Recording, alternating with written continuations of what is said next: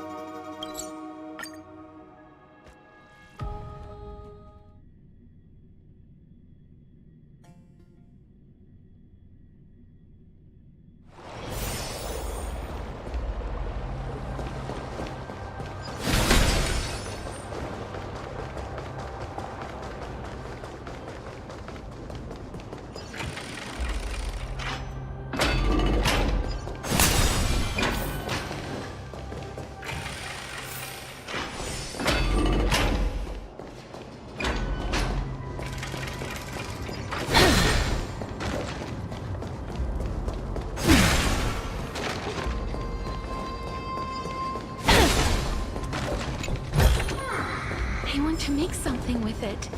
Hey, over here!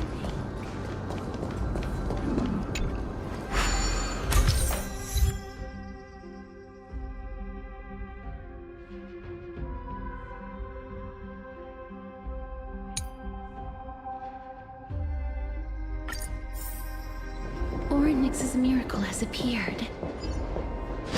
Amazing!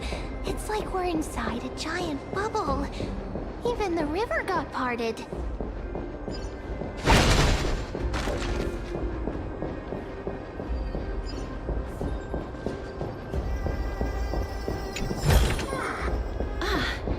Make sure you keep it safe.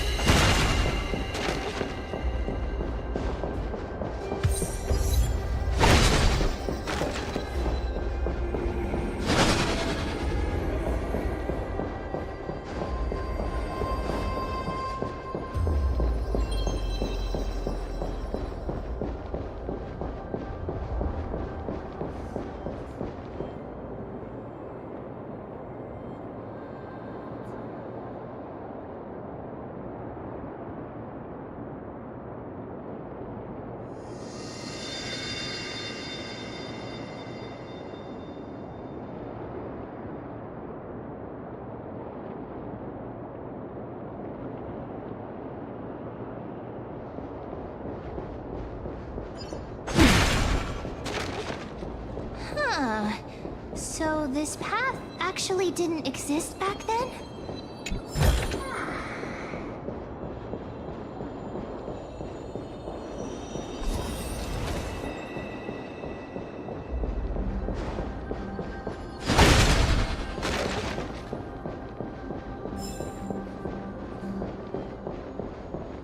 There are wandering souls of the deceased here as well. We must first return to the present before we can communicate with them.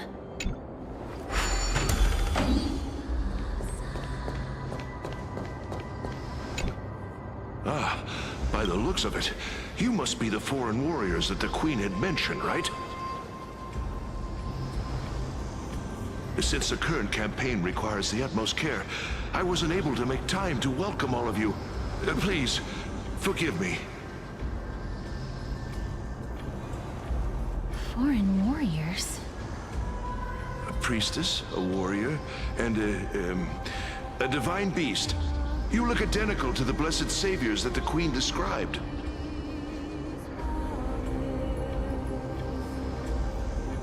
What?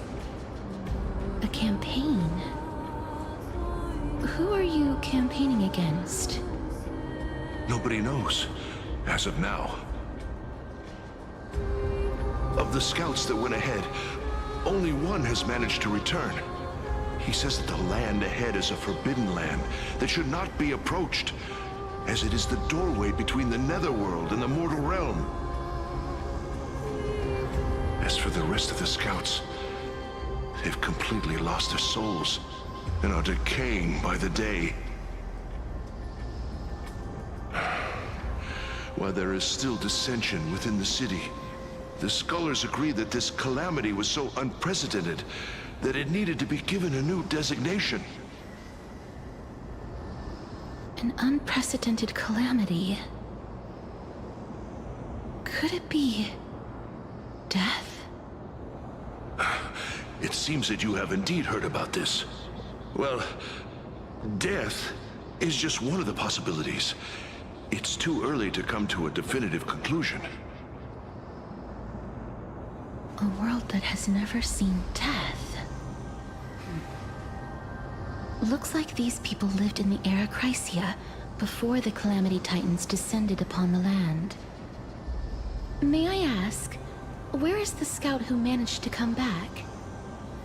So he returned to Styxia. He only had enough left in him to last no more than half a day. However, it was his intel that convinced us to rally together. He said that he witnessed the demonic specter of an evil dragon at that treacherous land. The apparition opened its giant maw and devoured everything in sight, and thus brought Styxia that thing called death.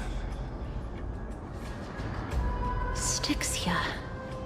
An evil dragon that brings death. It all sounds rather familiar. Wait, wasn't this part of that fable? Sir, could I ask how the Queen and Princess are doing? The Queen?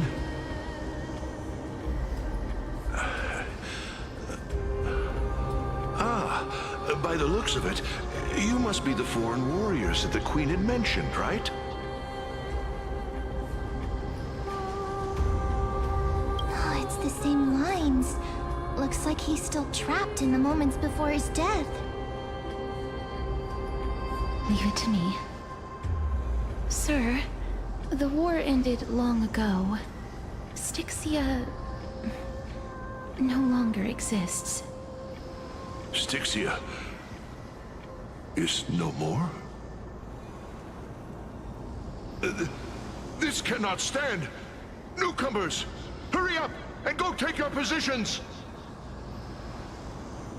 Oh, looks like it's difficult for this gentleman to accept reality.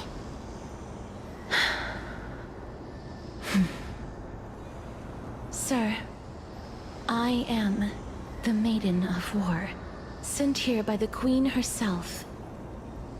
If you accept my blessing, then today's battle will be smooth sailing. Maiden of War? I've never heard of this. There's little time to waste. Please don't take too long. Don't worry. I'm typically unwilling to prolong such a moment.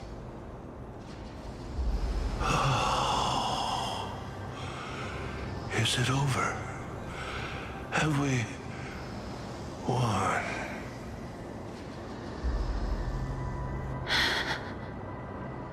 Cass, oh, are you all right? I'm fine. I just didn't expect that I would still have to embalm others, even in the realm of the dead. Is this a remnant of his soul?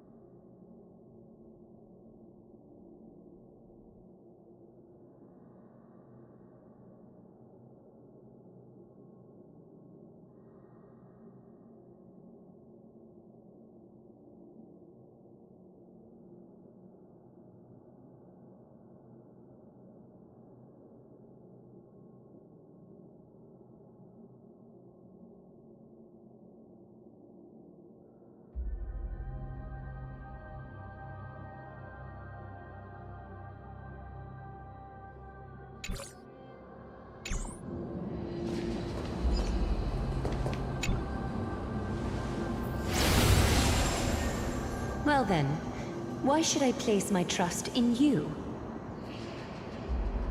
Holy maiden from afar. Wait, this is... I don't quite understand what you're trying to say. Since the prophecy has already pronounced your name as Chrysos, heir of death, Akima ought to treat you as an esteemed guest. However, you seem to have no intentions of concealing your involvement with the Council of Elders, while most likely being aware of my issues against them. I cannot deny your claim. It was the Council that offered this room to me, and they had only one request. They want the curse of death to be completely subjugated to your will. I was agreeable to that request. But why? I am unable to rid myself of this innate curse. However, from this day onward, I shall use it according to your will. I will never make any superfluous moves on my own. I see. So that is how they plan to control the Flame Chase journey. They have shifted the heavy responsibility of granting death over to me. If I ever become obsessed with executing people, they will then have ample reason to terminate the Chrysos heir's journey. And yet, you seem to not mind. This is quite surprising to me. That's because the fate that we were born with is a burden far heavier than that of an individual's life. I've woven many unforeseen events into the tapestry of fate. This is but one instance. Tidy up your precious garments and come with me. Akima welcomes you, Casterus.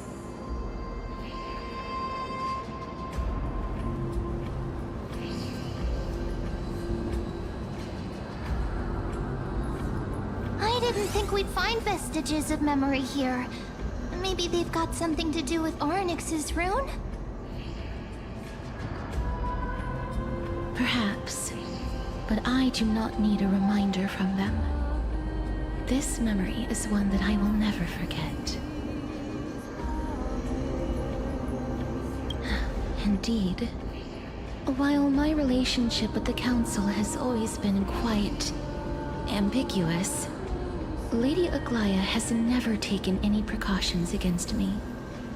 Instead, she's shown me nothing but complete trust. I really want to repay her for that trust. But why would this memory appear right now? Is this really Orynyx's power?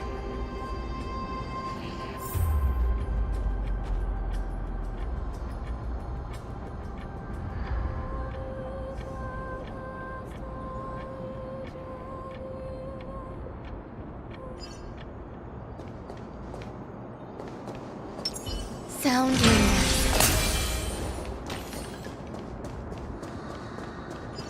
Could these dead monsters actually be...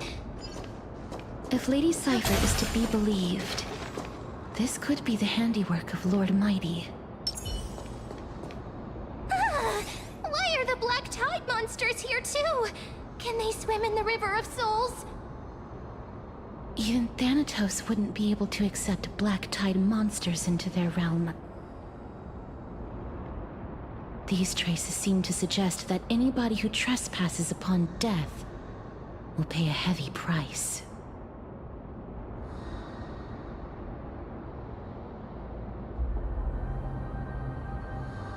Since the realm of the dead must remain peaceful, it's imperative that we rid the place of such discordant noise. Please stay back. Let me deal with these enemies.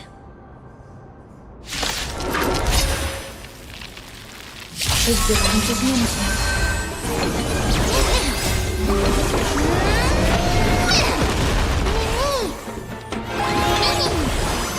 As you wish.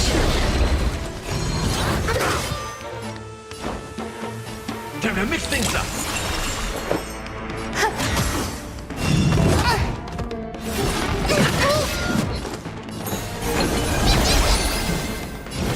Root here. Embrace a new life.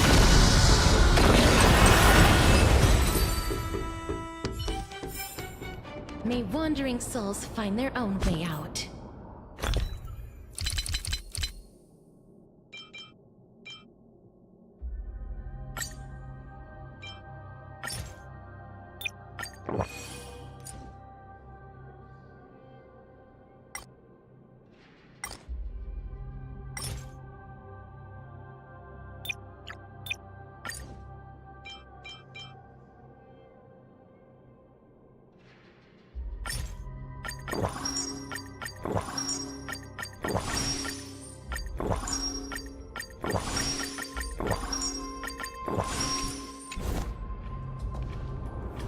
The path ahead is blocked by the River of Souls again. In that case, let's go back to the past. This miracle sure is handy. This is yet another aspect of a Titan's divine power.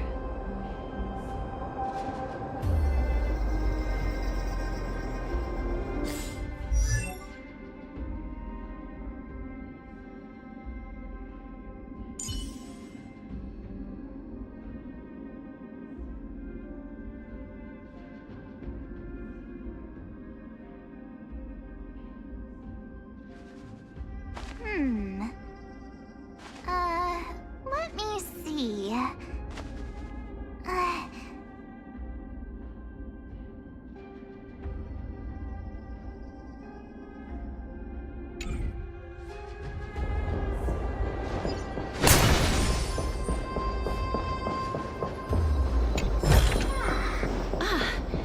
Make sure If Dan Heng was around, he'd definitely be able to raise the waters of the River of Souls into the sky. If Lady Hycelians was still alive, I think she might be able to do that too.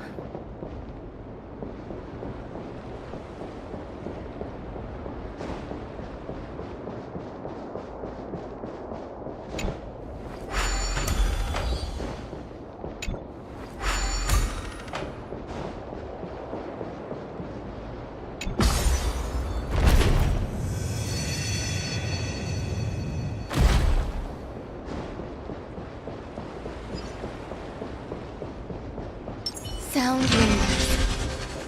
Yeah.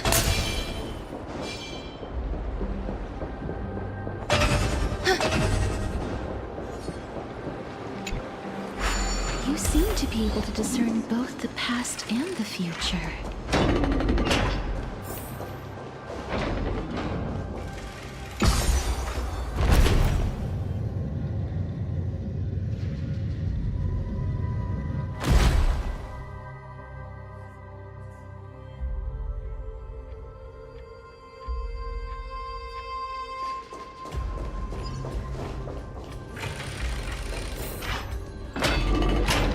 This place. It must have been a beautiful courtyard and...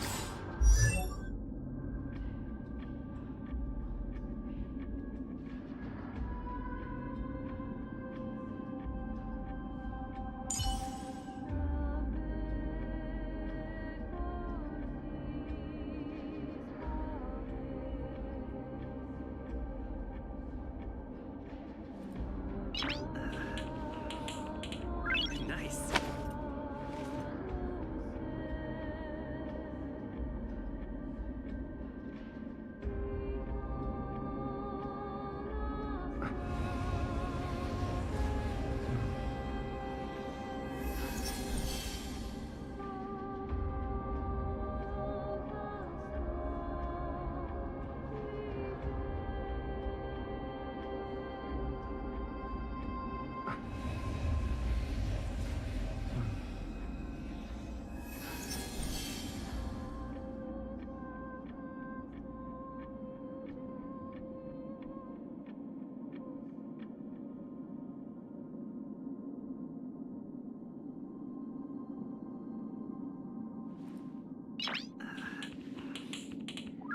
Nice.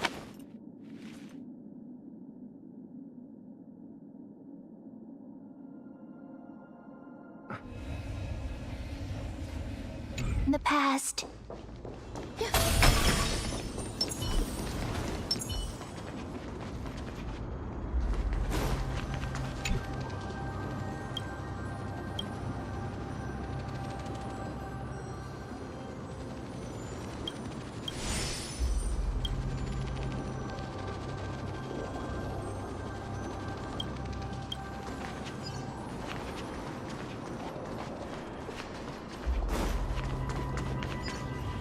Please excuse me.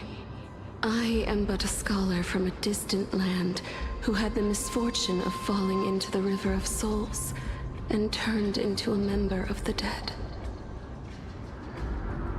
Huh? This one seems to know that she's already dead. Oh, I was merely speculating, but it seems I was right. And you... I recognize you. You're the Holy Maiden of Death from Idonia, right? I'm sorry. I cannot bring you back to life. However, should you desire it, I can end your prolonged limbo. I'm well aware of that. Even if you were able to revive me, I would never choose that option. That's because I didn't fall into the River of Souls by accident. Instead, I leaped into it to seek my death. Why? If you could see the life I've led, then you would not reproach me so. My life was far too miserable. But I did not expect things to stay the same even in death. What a joke. In escaping my mortal life, I've entered a millennium of pain instead. Circes above. What cowards humans are. For we fear both life and death simultaneously. I'm sorry. I'm also powerless to answer that question. That's all right, Holy Maiden. At least you are able to respond to me. Please, grant me death. Circes above. Does this count as thinking till the moment I die?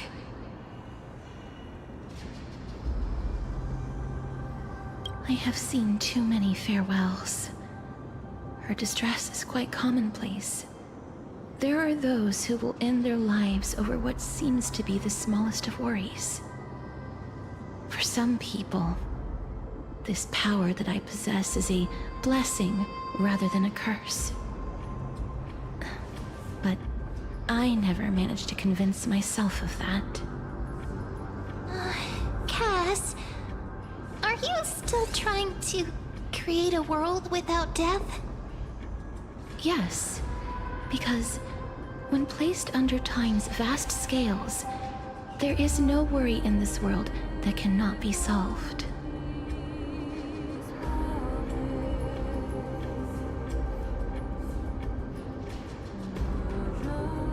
This is a wish that I've held for almost a millennium. My mind might have changed once upon a time if people managed to strike up a friendship with me. But I've never been more firm in my conviction. Now that I've learned about your near-death state, it is my duty to wipe death from the face of this world.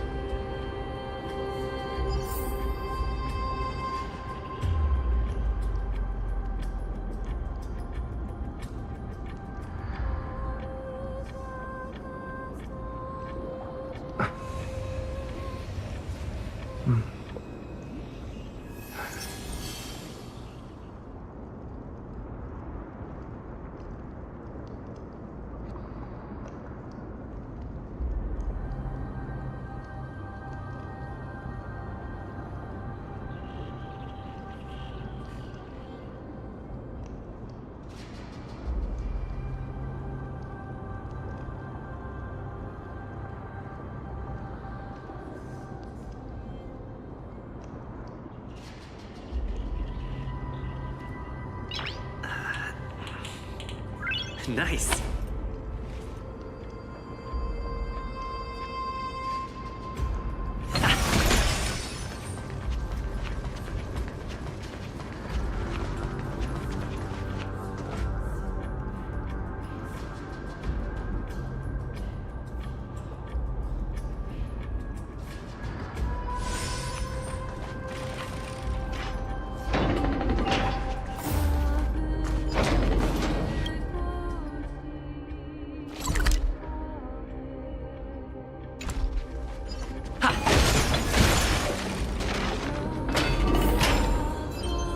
Wow. This place is so spacious. Is this the kingdom's vault?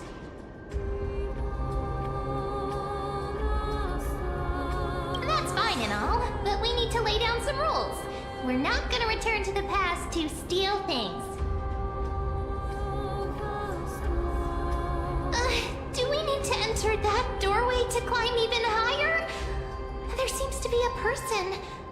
Oh, more like a soul guarding it. But how should we get up there?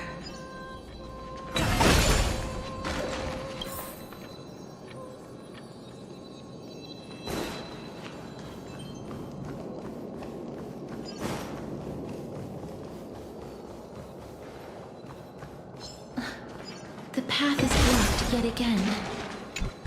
Oryx's 8 always appears in times like this. How convenient.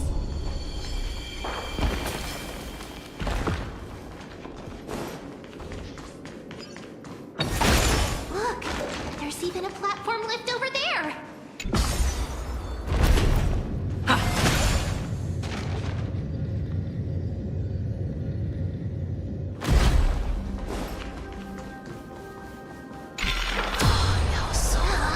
A chest of the past has been left behind, but none of its treasures remain inside.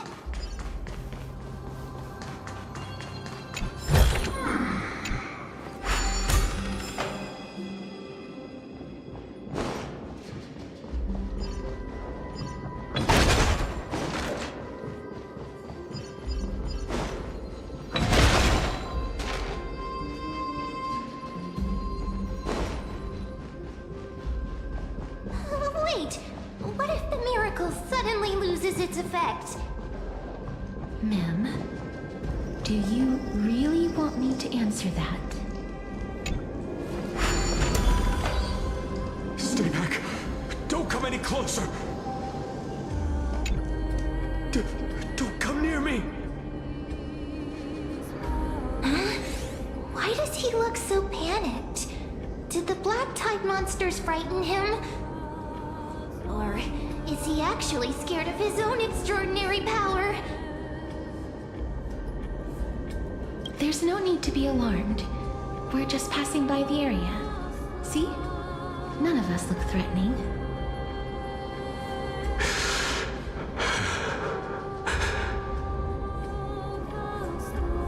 You have a point. Although, while this might once have been the royal vault, it's since been plundered empty. So please go away right this instant. You've misunderstood us. We simply heard your shouts as we were passing by, then decided to come over to find out what happened. My goodness. Did I really yell out loud? How rude of me. I'm sorry to have bothered you. I merely saw a warrior. While that spirit didn't harm me, his blows really packed a hefty punch. A warrior? Could it be? Wait a minute. You seem to be quite different from him. Are you actually alive? How can you walk around here while alive? It's a long story. We're here to seek an audience with Thanatos. Thanatos? Who's that? Is it possible that he's also living in the era before death descended? Death. Could it be that you are here to defeat the evil dragon Pollux? Pollux. Is that the embodiment of No. Death? According to the warriors under the Centurion's command, that evil dragon has been dead for quite a while. The curse that condemns people to death didn't originate from it. But they saw a girl within the dragon's embrace, and she is the true Reaper.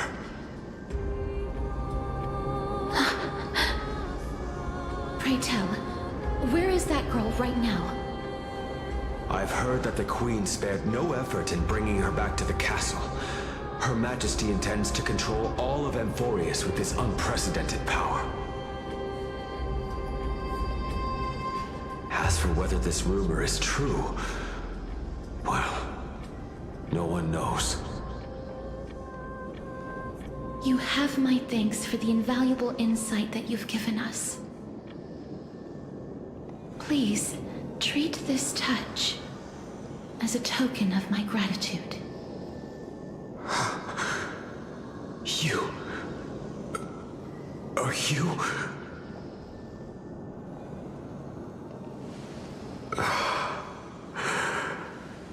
Thank you. This is his...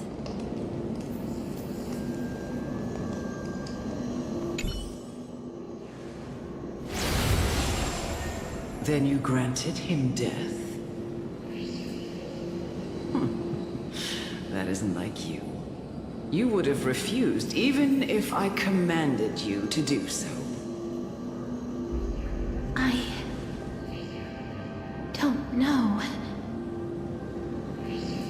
I did it out of sympathy, believing that I wouldn't be racked with agony, but... I am still in a state of turmoil. Sympathy? Sympathy for that youth who triumphed in every battle? That young man was favored by Talantin, who taught him a move that will defeat any mortal enemy with a single blow and emerge victorious every time. He could rely on that move to always achieve victory during Era Chrysia. However, now that death has descended upon the mortal realm, that divine swordplay also means he can send others to death at will. In other words... You feel that he's similar to you? Yes. Since he can never be inferior to others in martial combat, death would be the inevitable outcome every time he strikes. That's why he approached me and pleaded. Pleaded for me to put an end to all of this. You are perhaps feeling lost from making your peace with death in so abrupt a manner. I have not made peace with death. I've seen the people of Idonia stand tall and proud in the face of death. Even before the fated finale arrived, they were already content with the lives that they'd lived. They had such proud expressions. Expressions that made me believe death would be an insult to these mortals if the concept is truly a power that a god had carelessly cast down upon the world. Perhaps death's authority was never meant to exist in this world. Just like how I shouldn't exist. I won't refute your beliefs for now, but would you be interested in listening to a story of mine? It's a fairy tale from foreign lands, told by the person who brought you to me in that ice field long ago. A tale told by the Queen of Styxia. What? Wait a minute. That means the girl born in the dragon's embrace, the personification of death these souls talked about. That's you, Cass? I've already had an inkling for a while now.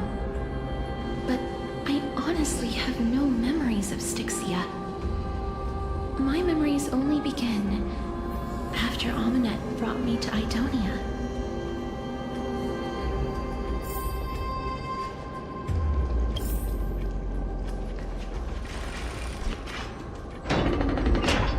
Don't look back. Keep moving forward. Always. It's yet another eulogistic butterfly. Are we getting closer to the Netherrealm?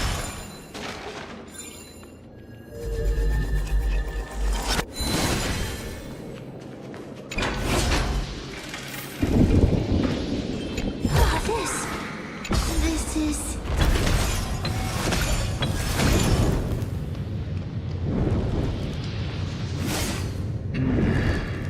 Living ones?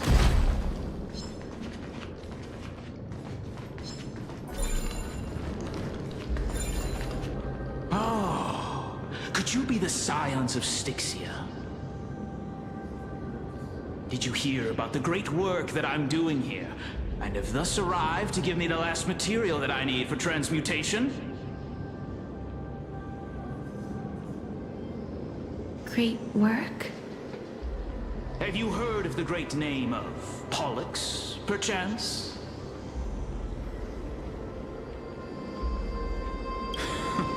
You have? Then that's good. During the Age of Myth, a time likely before your birth, I was the unsurpassed zenith of alchemy that none could reach. On the shoals of the River of Souls, I shall make Pollux soar again and bring death back to the world. But didn't that dragon already bring death to the world? Oh, looks like you don't know the whole picture.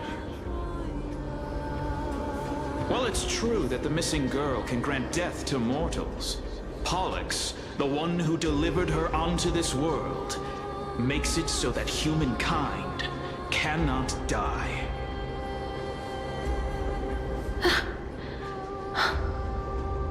So, it's just as I feared.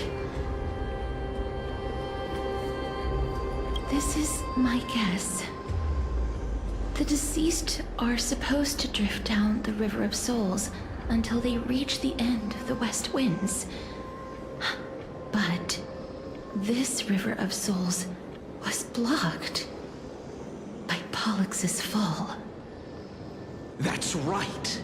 That's why it's imperative that I bring the dragon back to the mortal realm and make it soar the skies again.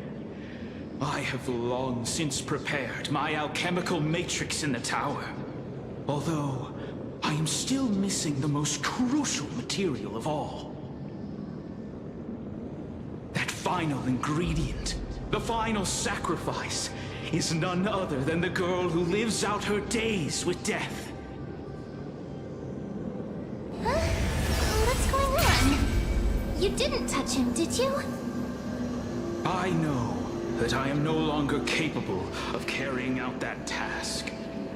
Take this, all of you, and please fulfill that great undertaking on my behalf. This... We had been inebriated in Fagusa's feast for too long before we began to seek divine bestowed death, so that we could be freed from the whims of fate. However, that brought doom upon us. Instead of summoning a supreme god, we encountered a monster that cut off the River of Souls. That detestable dragon Pollux denied all the dead from the gates of the Netherrealm. rest in peace. These departed spirits engulfed Styxia like a roaring tide. As a result, my city and its people no longer exist. That child is the only person whom I managed to save. Born within the evil dragon's abdomen, she has possessed the talent of death since her birth. She must have been granted to us by the gods as a chance for us to atone for our sins. Please, you must nurture her to adulthood and prevent her from experiencing all of the suffering that we went through. I promise that I will care for her as a mother, that I will protect her from the evils of death. My Fagusa above, thank you for your kindness. As her mother, please bless this child with a name before I am swept away by the River of Souls. Please, let me know how I should address her in my next life. Oh. Like how a transient raven butterfly, a fleeting papilio castor, perches on the twig of death. Castorus. That shall be her name. That's where my name comes from? The sound's back. What is making that ruckus?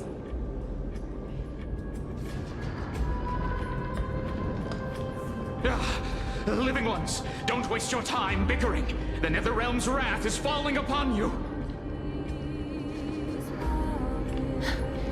Black Tide Creations. When did they... Mister, please fight them with caution. Be careful not to suffer the same fate as those Black Tide creatures!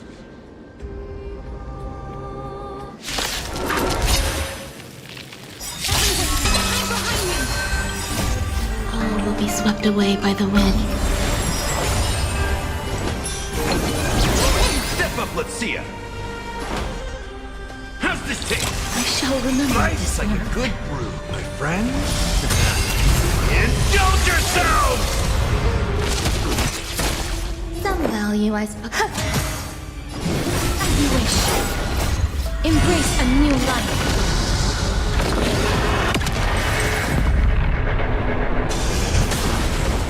There's so many of them. Who are we holding up?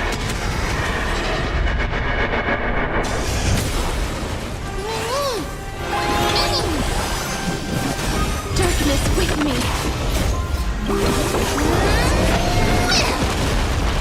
Stay away.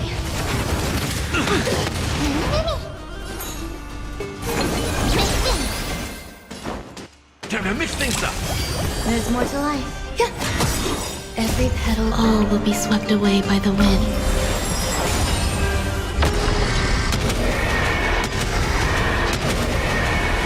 May death protect us!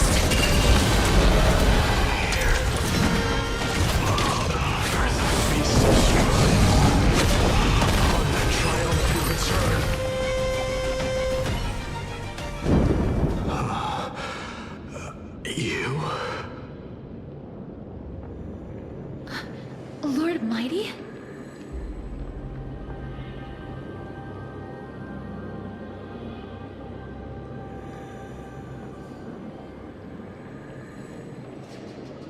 Lord Mighty, you've been through some tough battles once again. That black tide is endless. My death is only temporary. I will find my path of return and go back to the world of the living and continue my protection. Lord Mighty, I have always wanted to. Why does death reject you?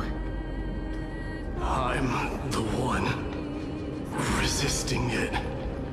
I must resist the temptation to go with the flow. I'll go against the current and kill my way out of this cursed nether realm. That is my destiny.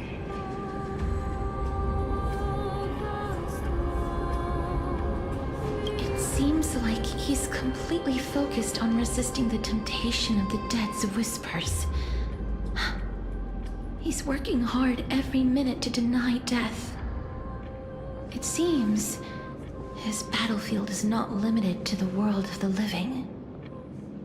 Lord Mighty, are you willing to travel with us? We're headed for the Matrix inside that tower, to summon Thanatos from their prolonged concealment.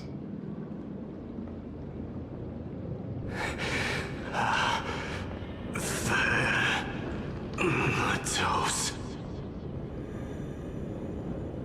Challenge. Death. That's right. If we can work together and defeat them, you won't have to be troubled by the curse of immortality any longer.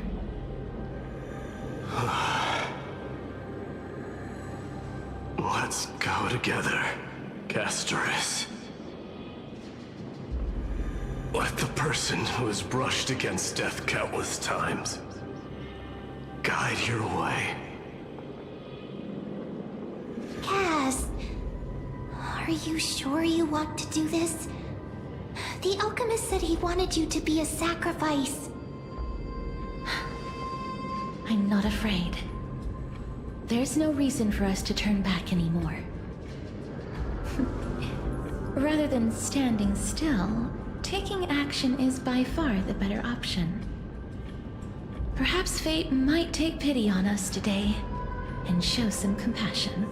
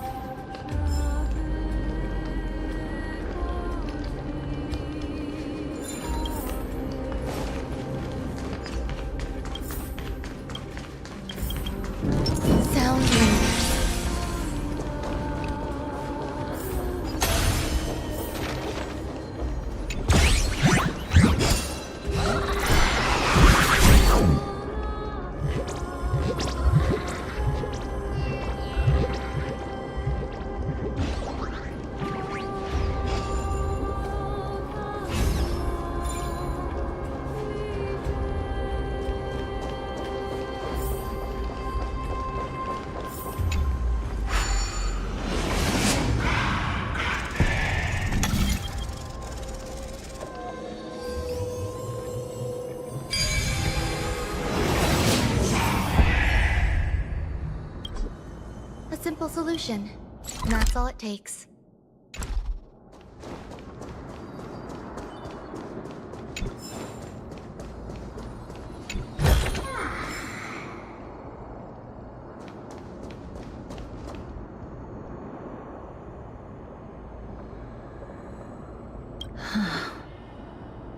This is going to be difficult.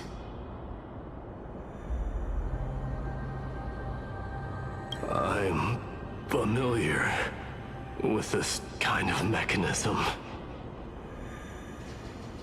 But I've never repaired broken chains. If I was more powerful, I would be able to carry one person with each limb and fly the four of us to the other side. The Rune of Recollection is here, but I can't find a miracle orb anywhere. So weird. Oh, could it be in that collapsed tower in the distance?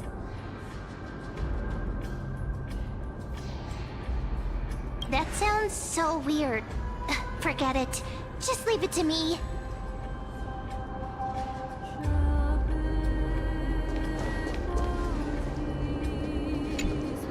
Just shout for me when you need my help!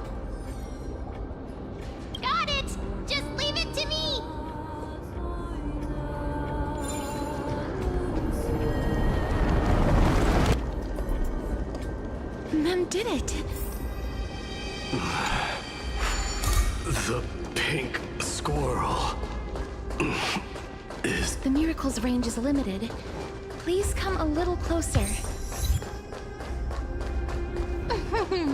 Aren't I a good fit for Orynyx's priest? Of course. You're the most competent priest ever.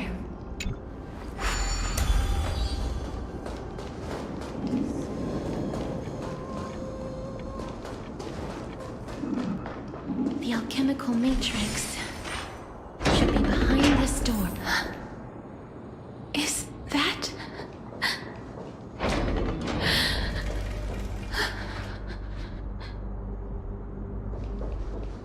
Wow, there are so many of you! It's little Cass and little Gray. Oh, there's also little D and the pink puppy! Trian? Aren't you...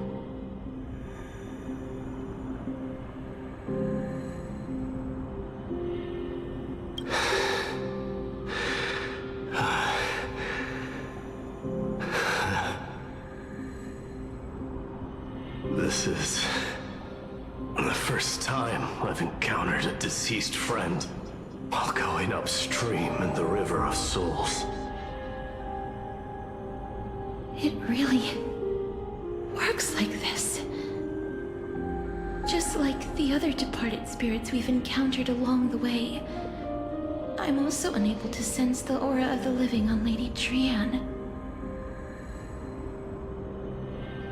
Yup, you're right. Trian already knows that she'll not be able to return to everyone's side.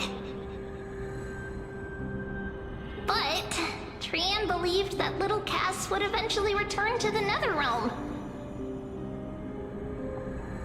So, Trian has been standing here, at this spot closest to the world of the living, and waiting for little Cass.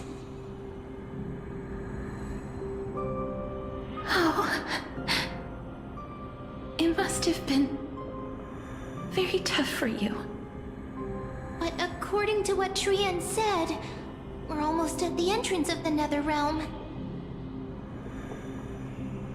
Trian promised Trevi and Trinan that when little Cass got here, Trian would get the gift ready and be the first person to run over and welcome you. So, little Cass, don't cry. Please, accept this. We finally finished it! This is what Lady Trevi once mentioned. The gift for me that you didn't manage to finish.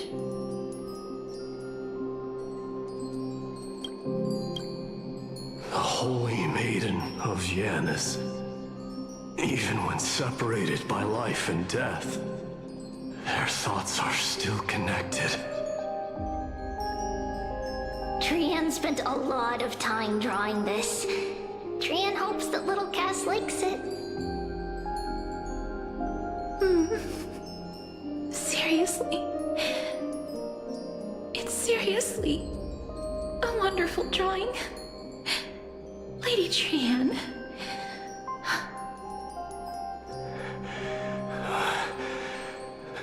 This is our flame chase journey. Little Cass, we don't know what your journey was like before. Trevi has always said that it must have been a very harsh and frightening journey. But little Cass no longer has anything to fear now, because everyone is here with you in this flame chase journey! That's right. Only now, when I see Lady Trian's gift, do I realize that I've already obtained so many things I would never have dared to dream of since I embarked on the flame chase journey. It's the first time I've gained so many companions. The first time I picked up the hobbies of crafting and photography. The first time I had dinner with someone else. The first time I went to the market to buy the Chimera doll I'd liked for a very long time and hugged it to sleep. The first time I wore a dress personally made by Lady Aglaya. The first time I went for a walk with Lady Treeby, Lady Trian, and Lady Trinan. The first time I enjoyed the night breeze and looked up at the stars with Miss Hyacin. The first time I took care of Dromesis with the TrailBlazer. Looking back at all these experiences I never thought were possible, it feels as though the scales of my life had shrunk from centuries and decades down to minutes and seconds. And all of them are so precious. I took countless photos in the past, but they're all black and white landscapes. I don't have a single one with friends. If I had known, I would have taken more pictures.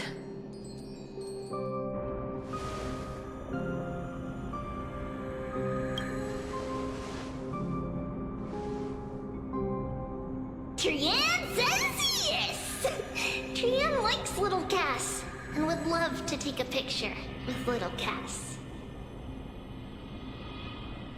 Sadly, being departed souls, our images cannot be captured in the world of the living.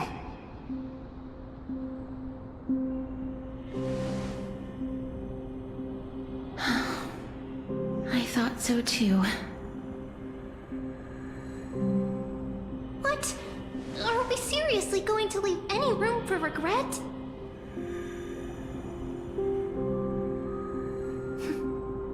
There won't be any regrets. This vivid drawing surpasses any photograph from the world of the living. Little Cass smiled. Treeby, Trinan, and Trian's wishes finally come true! I remember you once said that fate is not the flowers that bloom at the end of the road, but where people tread beyond the gate. Now, the path that belongs to me is about to reach the end. Thank you for bringing me the final key. It is not the Key? Little Cass, why are you talking in riddles all of a sudden? I have a feeling that soon, this gift of yours will become the key to saving Mister's life. Wow, that's amazing! Then keep smiling and carry on bravely! Little Cass, Little Gray, everyone, see you tomorrow!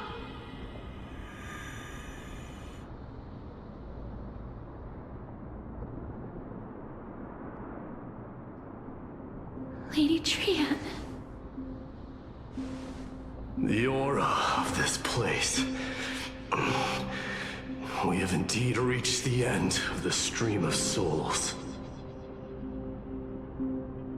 If I go any further, I might lose myself. I must leave now, for the black tide still wreaks havoc in the realm of the living.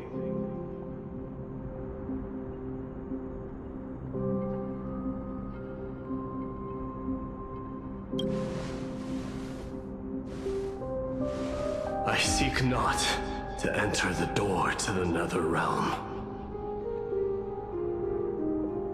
Castorus, will you fulfill your duty for the flame chase?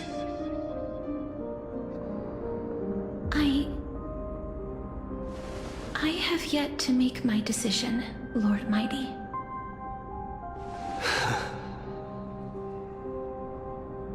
No matter. Make the choice your heart desires. Even if it takes 1,000 years of waiting.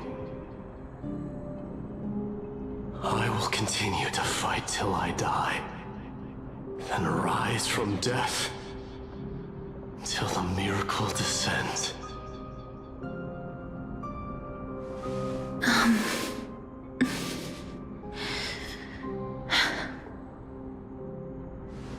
There is one more thing you should know, Lord Mighty. What is it? Professor Anaxa may have deduced the principles behind the Era Nova. You and I may be reincarnated as strife and death in the next cycle, becoming calamities wreaking havoc upon the world. I see.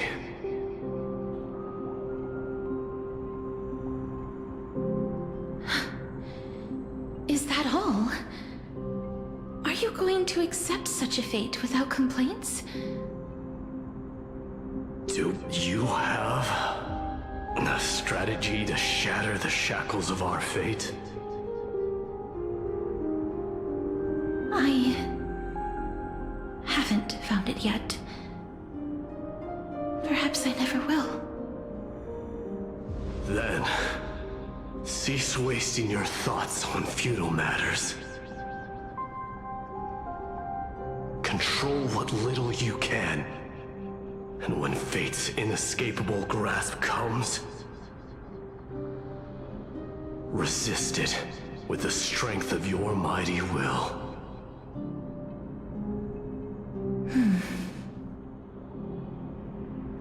Thank you, Lord Mighty. I will find the right decision.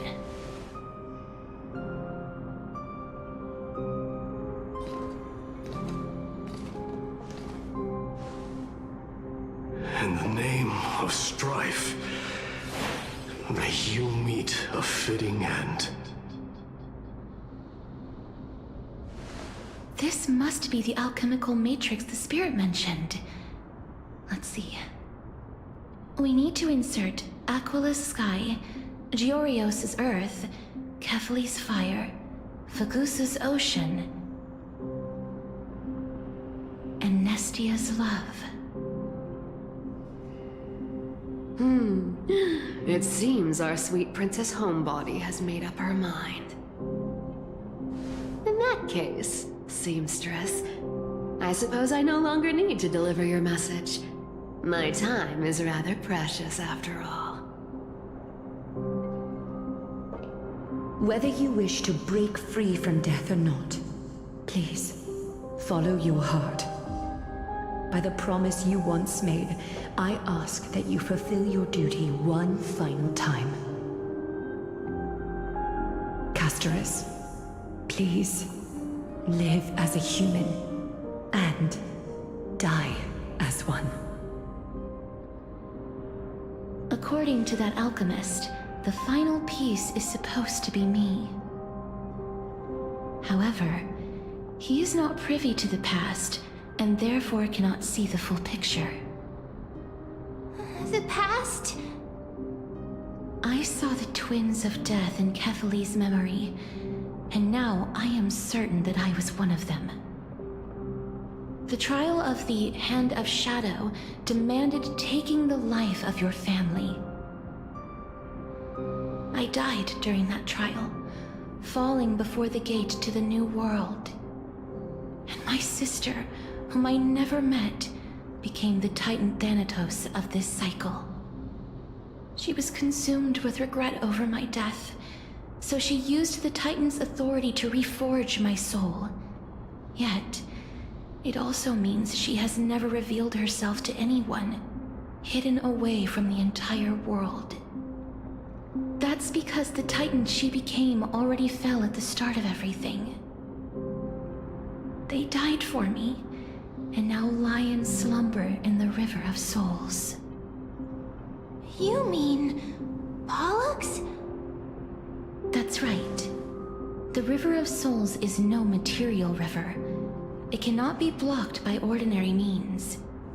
Only a divine corpse can prevent the dead from reaching the next world. And that's why we have to awaken Pollux from death before we can retrieve the core flame of death. We have to reforge its body with the power of alchemy. But Cass, if that alchemist speaks the truth, does that mean you're also part of the dragon body? According to those departed spirits, I was indeed born as the dragon's twin. But before we talk about that, have you heard the sighs? I heard them too. So what are those? I think it's probably the sign of Pollux's wish being fulfilled. They must have realized how heavy a price they'd need to pay when they used their divine authority to resurrect a dead woman. That's why they exerted every ounce of their strength to send me to Styxia, a city that called for death, a land where none is hostile to death. They never saw their wish fulfilled and fell so prematurely, all because they wanted to give me a new life. Pollux must really want to know how their sister has been after giving their all to save her. That wish is the reason Pollux's soul still lingers in the mortal realm even after their fall, quietly watching and documenting every detail of their sister's life. So instead of picking up objects on the way here, we were instead showing things to a strand of yearning that lingers here. Now, we must weave these yearnings together and restore them into Pollux's complete soul. but all of this is just a hypothesis, right? What if we go through with the ritual and it turns out totally different? That's fine. As Professor Anaxa often reminds us, such is the nature of alchemy. The true outcome can only be known once the process is complete. This is why alchemy is also known as the miracle of creation. Now, the puzzle of Pollux's yearnings is nearly complete, with only one final piece remaining. I shall reveal what they have been yearning to know in the alchemical matrix. I will show them my whole life since I left Styxia. Lady Trian has already drawn a picture of my entire life, and it is now in my hands.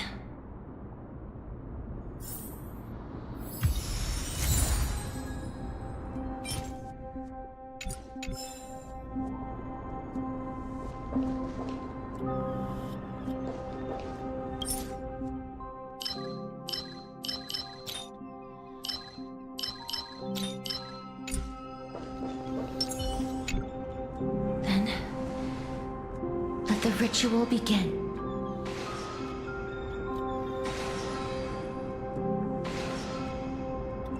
Now, the objective is complete. That is all.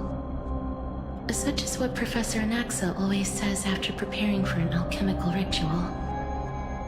And now, Pollux, I shall lift you from the river of souls and reforge your soul.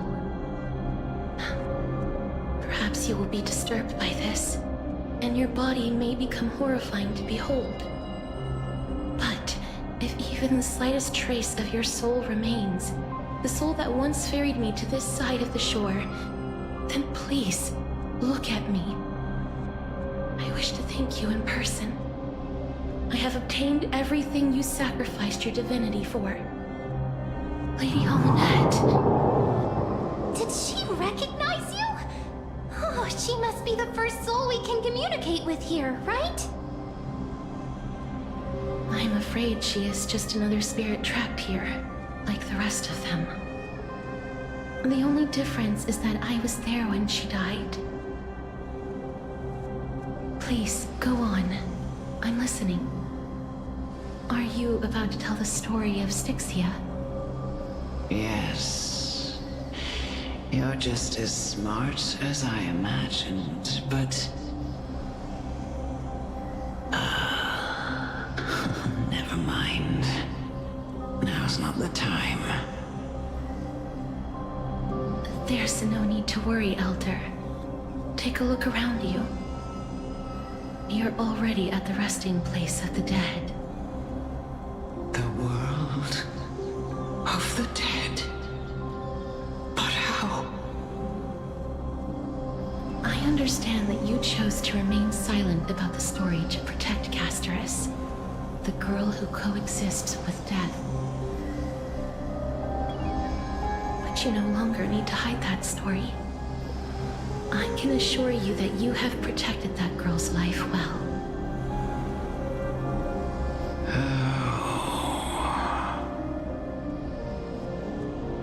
Well, in that case, let me begin. Styxia, the pearl of the ocean, plagued by unwarranted calamity and ravaged by death in the fairy tale. It was the first city-state to shift their faith towards death, even before Idonia did. From where you stand now, I suppose that's a bit hard to believe. Right? Indeed. I cannot imagine that those from the Era Chrysia, blessed with eternal life, could ever yearn for death. I have pondered the same question, child.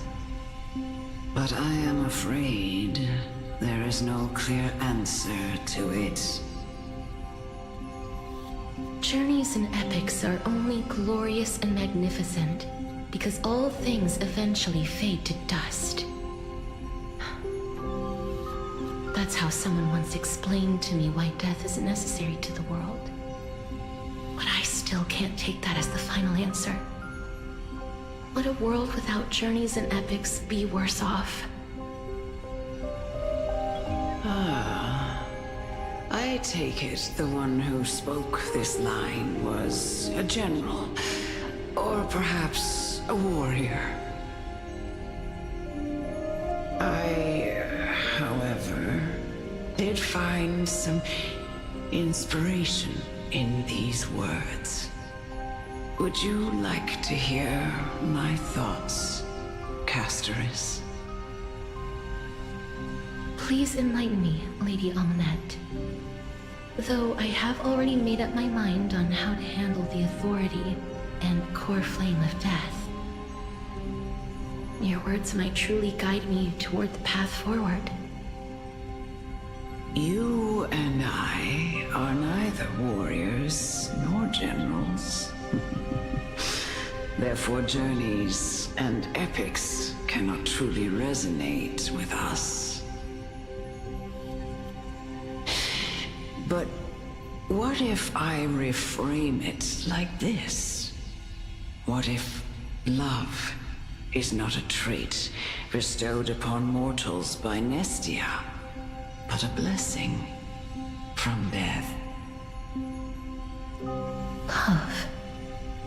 No one ever invented the word cherish in the era when life was eternal. For all the good things in the world can be revisited endlessly, and every bond formed carried no risk of being severed. The so-called Era Chrysia was an age devoid of both virtue and sin. People did not truly live. They simply existed, going through the motions without passion or purpose, then waiting for something to happen. Perhaps the people of Styxia chose to embrace death not out of fascination with its cruel and fearsome side, but instead became fixated and obsessed with the impulses and desires tied to a finite existence. Therefore, death is not a thing of fear and desperation, but...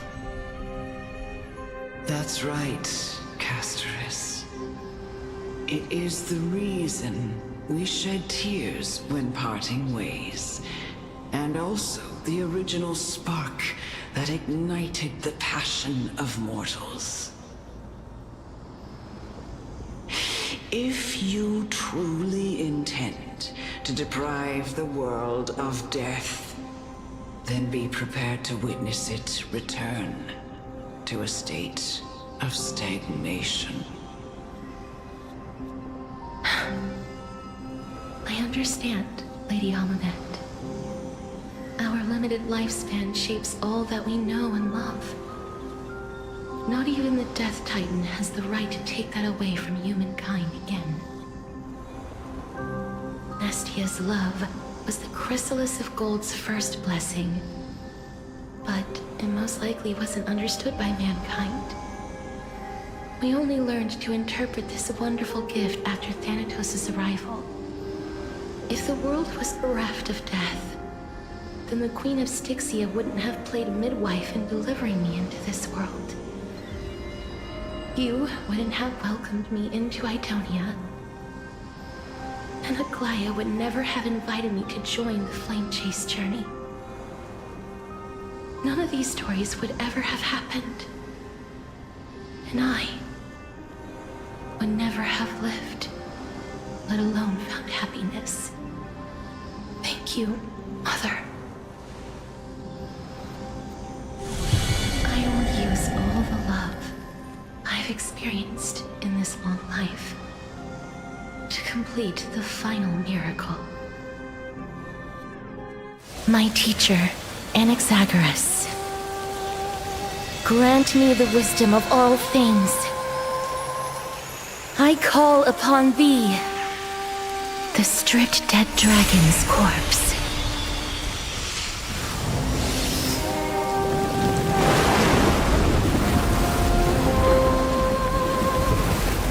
Rises from the earth, falls from the sky. As above,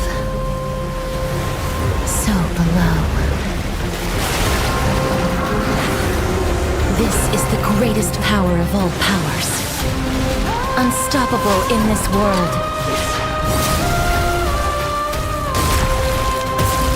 The great work that commands all death.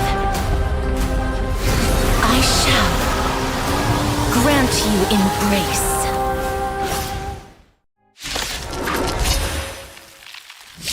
Eternal melody.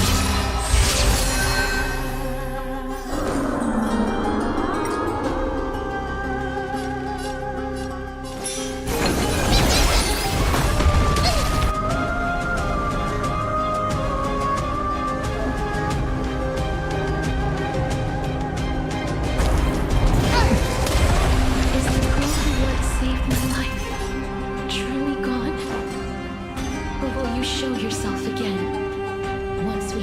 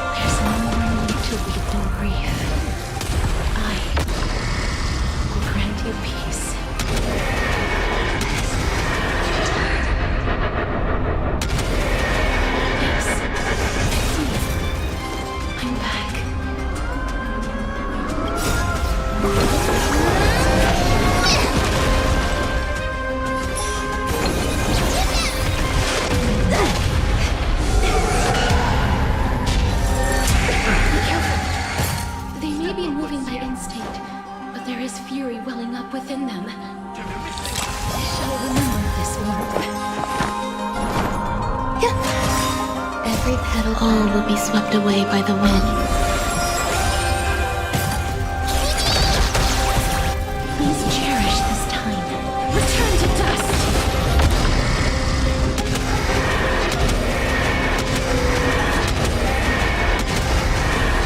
May death protect us!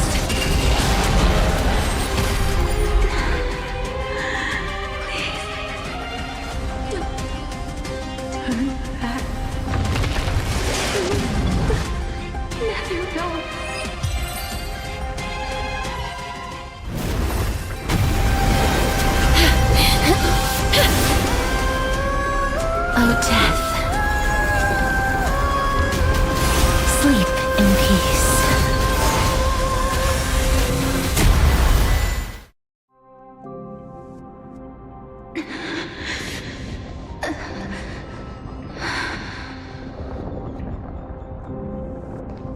I'm sorry I have to wake you up from ancient death. And I know you're anxious. Shh. Don't be afraid.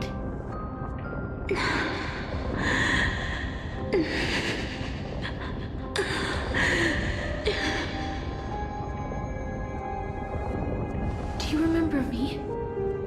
I'm the girl you once carried across the Sea of Souls. I'm sorry I wasn't able to remember you, but with the help of many people, I was finally able to pick up these broken fragments of my past. I'm back, Pollux.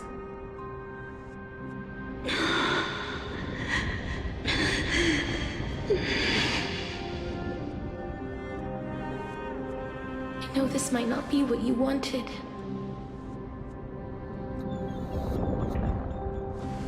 But I have to do this.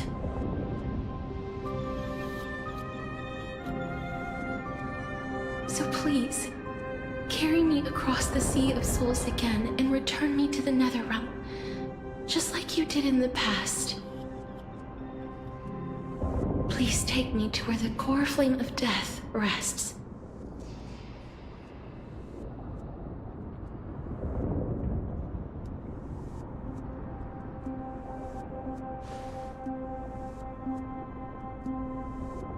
I'll be going now.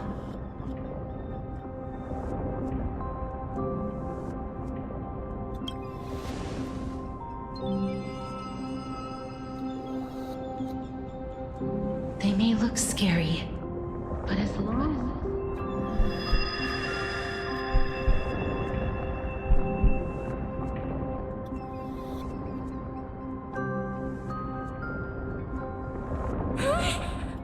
What's wrong?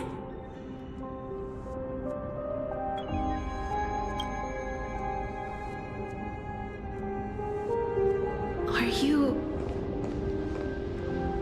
What's wrong with him? His time is almost up.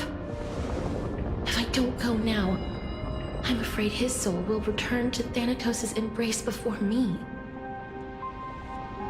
What? Oh no! Is there anything we can do? Don't worry. I promised I would ask Thanatos for the TrailBlazers' right to roam the Earth again. Mem, stay here and keep a close watch until I return, all right?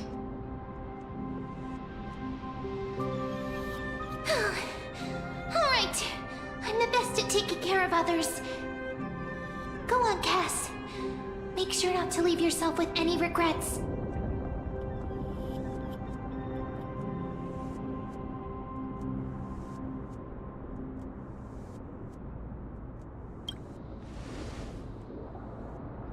That's not funny! It's a deal then.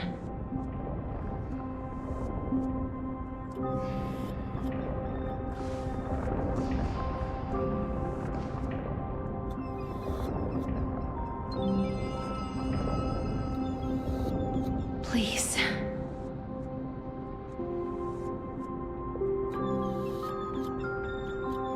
Wait for me.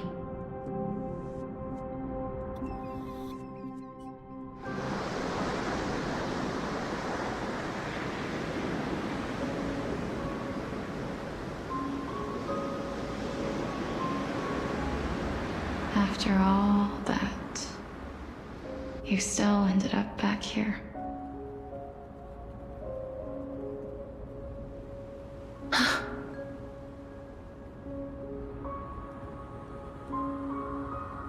So the legends were true. The Netherrealm really is a sea of flowers. Yes. Just like the flower fields we tended to back then. Is that you, Plixia? Do you remember me? I don't have the memories from that time, but I've seen you before during an experiment. I see. Call me Thanatos, then. It'll be easier. However, since you recognize the name, you must already know everything about Thanatos, right? Yes. I'm here to reforge the order of life and death in Amphorius.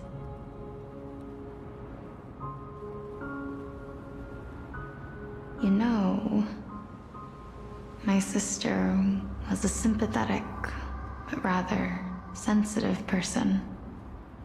Whenever she didn't want to say what was on her mind, she would avoid eye contact and look off into the distance. Just like what you are doing now. Can you tell me about the last Era Nova? What did you do, Plixia?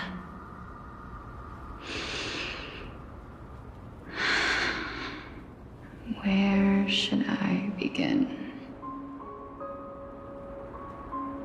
I suppose we can start from the beginning. A long, long time ago, there were a pair of like-minded twins. As foretold in the prophecy, they were chosen to be successors to the god of death. But fate was cruel. The price of attaining divinity was to take the life of a family member with our own hands. That trial was indeed recorded in that memory. Then you should already know that my sister voluntarily gave up her own life, so that I could ascend as the demigod of death. But I couldn't accept that. Why did we have to kill each other for a future she'd never see herself? That's not fair. So, while weaving the laws of the new world, I shattered the forbidden bottom line for life and death.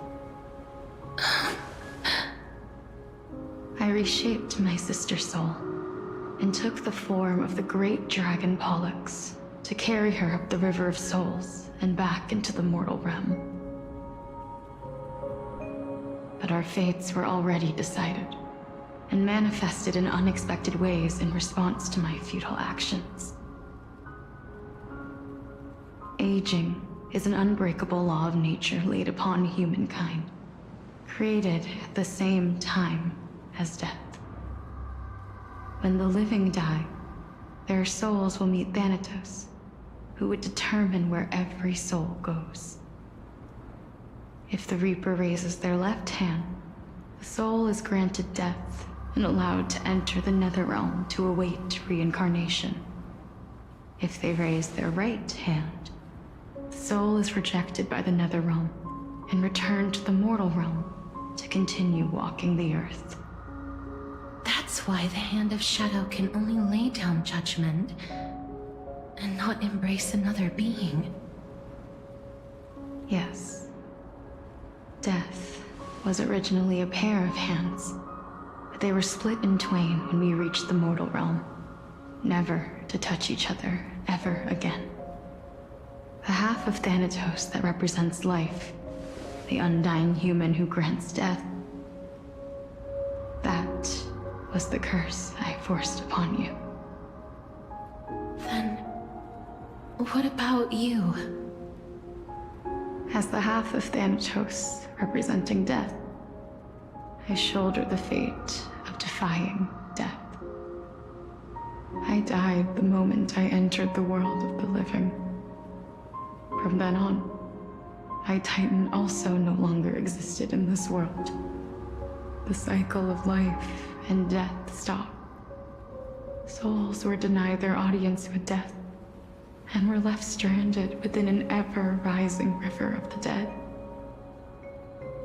What irony. My selfish desire to save your life gave you and the world a fate far worse than death instead. Then, what was left of my reason was left behind in the Netherrealm, where I've been taking care of these flowers day after day, until there is now a sea of them, all while mulling over the subject of life, death, parting, and enduring in endless loneliness.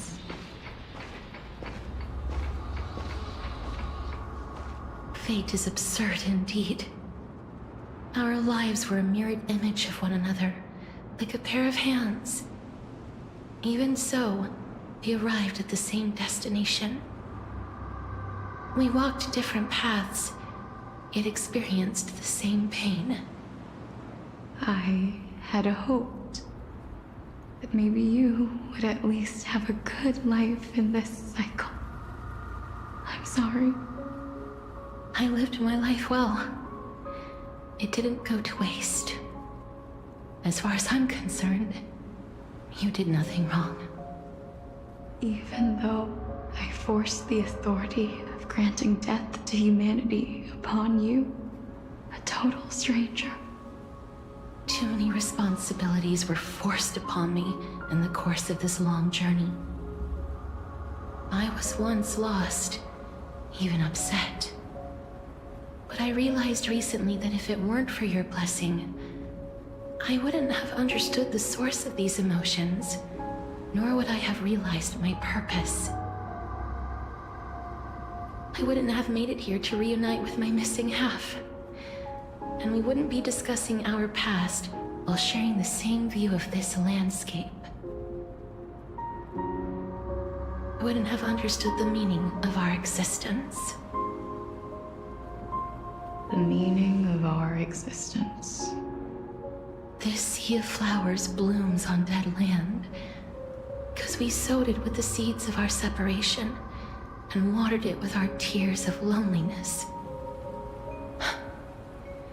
Yes, the only thing death is allowed to create are flowers that bloom from blood and tears. That's why Thanatos cannot create living beings at will. Nor can the Hand of Shadow determine a person's remaining days. Because the life and death of mortals should never be dictated by another's will. Are you saying there's no point in Thanatos' existence? No. No single being can bear the scales of life and death on their own. Not even a god. Life and death weigh equally heavy.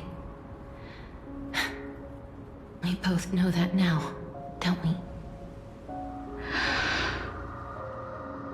You, too, must have had a difficult life. We've taken quite the ridiculous journey together, haven't we? I had a feeling, even back then, that we would meet again one day. embrace one another after a long separation, but to come in search of retribution. Tell me the answer that's already been written, and let us draw this seemingly endless fate to a... It's been far too long. I've waited here for centuries, watching day after day as desperate spirits are denied by this lonely wasteland. I always hoped I would see you among them, but I was also afraid of seeing you. I didn't know how I could possibly face you again, but more than anything, I was afraid that you might have forgotten all about me. I know. But don't you see, Polixia? I made it back anyway. You don't have to shoulder death's authority on your own anymore. It was always meant to be held in two hands anyway. So, let's give our core flame to him, and have him take it back to the mortal realm. Give humanity back their cycle of life and death. Our responsibility as Thanatos was never about picking out favorite souls. We were only meant to watch over life. Let's tend the field together, and create a warm sea of flowers for all the souls to come.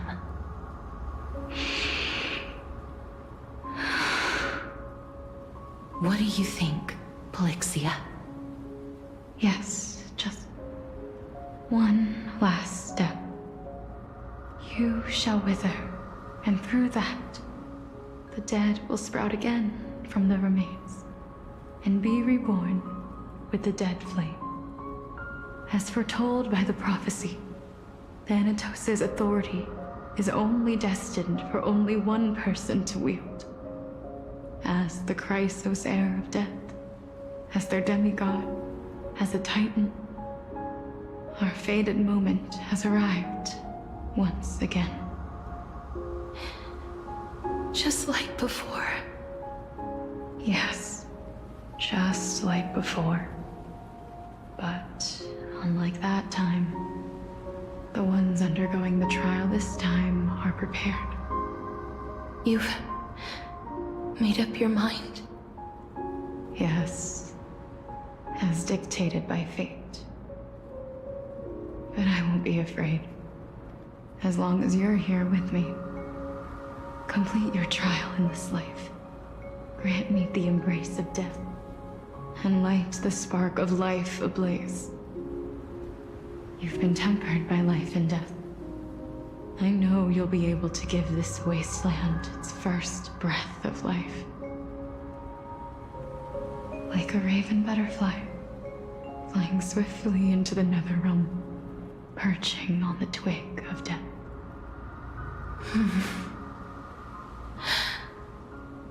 I will.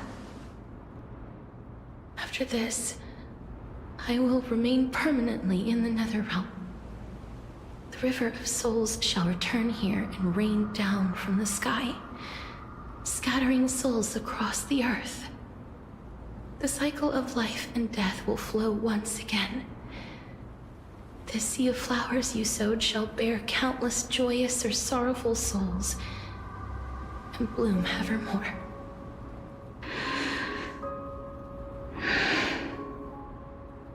Thank you. Just one last thing. Can you grant me one wish? Of course. What is it? Please, don't forget me. I promise you, when we meet in the next world, even if I have endured another reincarnation, even if we do not know each other's names, I will still hold you tightly in my arms, just just like what I did when we were born. Casterus. Casterus. You're as beautiful as a fleeting butterfly.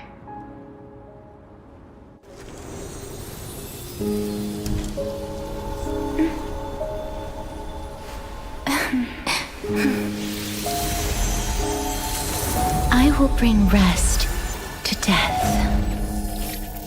And from now on, stagnant life will once again flow.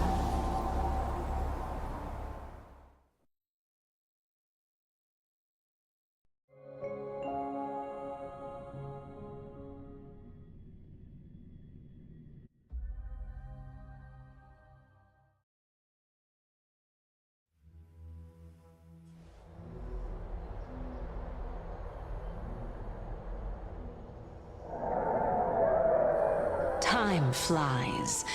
In the blink of an eye, the 15th entry hour is already at hand. When this farce is over, your soul will be placed on the scales of life and death. Are you ready? No need to ask so many times. Of course I am. Then why do you drag your feet? Is your fear of crowds holding you back again? I simply find them too noisy. Paying attention to conceited fools like them would be an utter waste of my time. Such harsh words. As I see it, you are no less arrogant than they are. I couldn't agree more. Oh. I did not expect to hear that from you. Are you not going to refute me? I know myself better than you think I do. At the very least, better than a stowaway like you. And they say men whose ends are nigh have but kind words. Well, that is exactly why I chose you. Should I thank you for the compliment? The hour of the trial has come. Do you have an answer for me? And how will you prove the veracity of your argument? I suppose there is no point in putting this off any longer. Do you recall where we stopped the last time? You were saying that Amphorius's history is cyclical.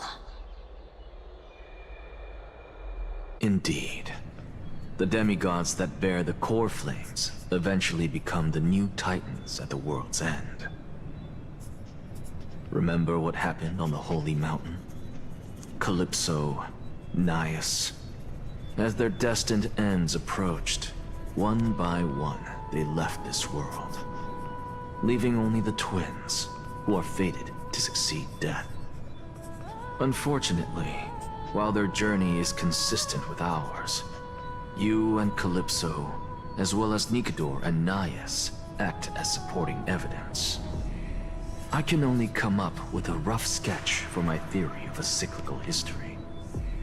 For all the pains I took to reach this point, I had already lost hope of ever obtaining definitive proof. After all, the past is in the past. Proving that we are the legacies of heroes of the past is a hopeless endeavor. That is, until I met a girl named Polixia and her sister. If Casterus was truly sent from the past to the present for the Titan's self-serving reasons, then having lived through 2 cycles, and with Styxia as the pivot, she will no doubt be the link to connect all of this together. If the Twins of Death can bridge 2 cycles to reunite at the shores of the Sea of Souls, then my hypothesis will no longer be just a hypothesis. And you too will get the answer to your question.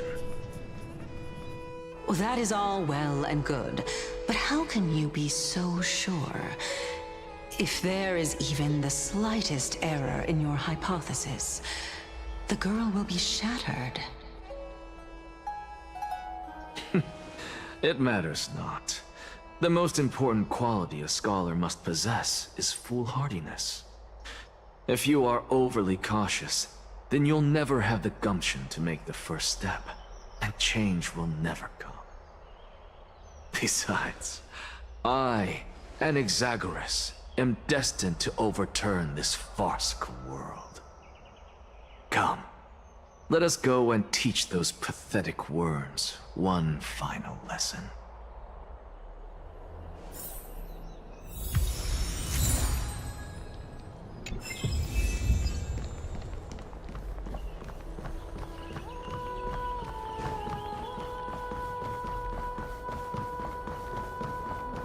Feinen. So they are leaving the final debate to him. Let those Chrysos heirs who started this terrible war hear you. Let them hear the voices of the people!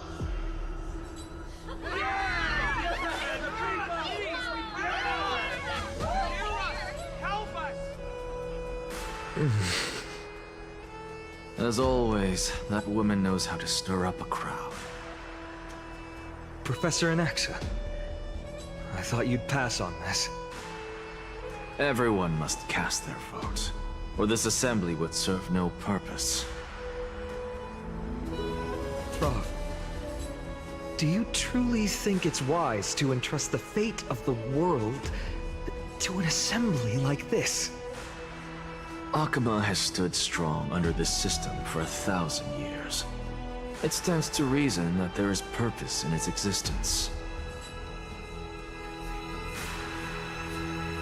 But that is not what you're asking, is it? What you really want to know is Aglaya making the right decision in entrusting the fate of the world to you? Nothing ever escapes you. I didn't spend all those years teaching you for nothing. Most people only take 4 years to graduate, if I recall.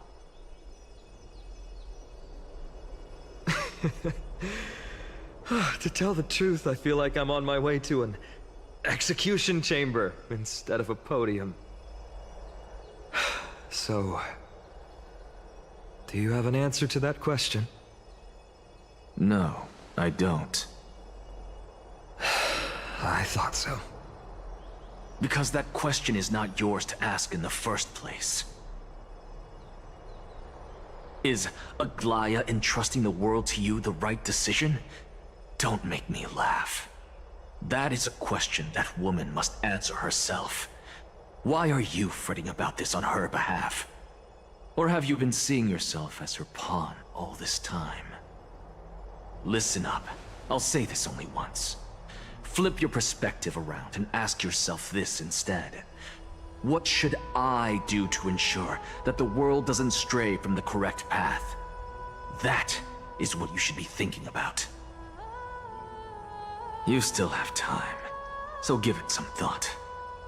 Oh, and don't bother telling me the answer. Tell it to those begging for salvation from the gods.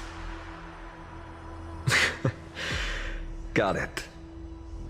Thank you, Professor Anaxa. That's an Exagoras to you.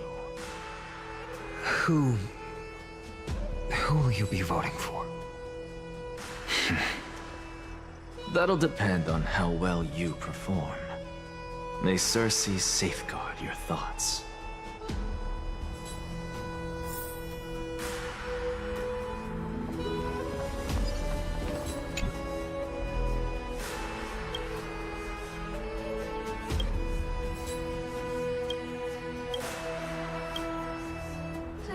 Actually, don't necessarily find things remaining the way they are.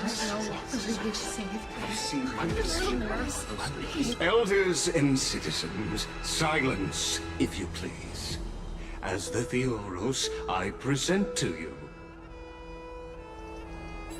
Finan of Ides Elysiae, virtuous citizen of Akima, and the last speaker of the Assembly.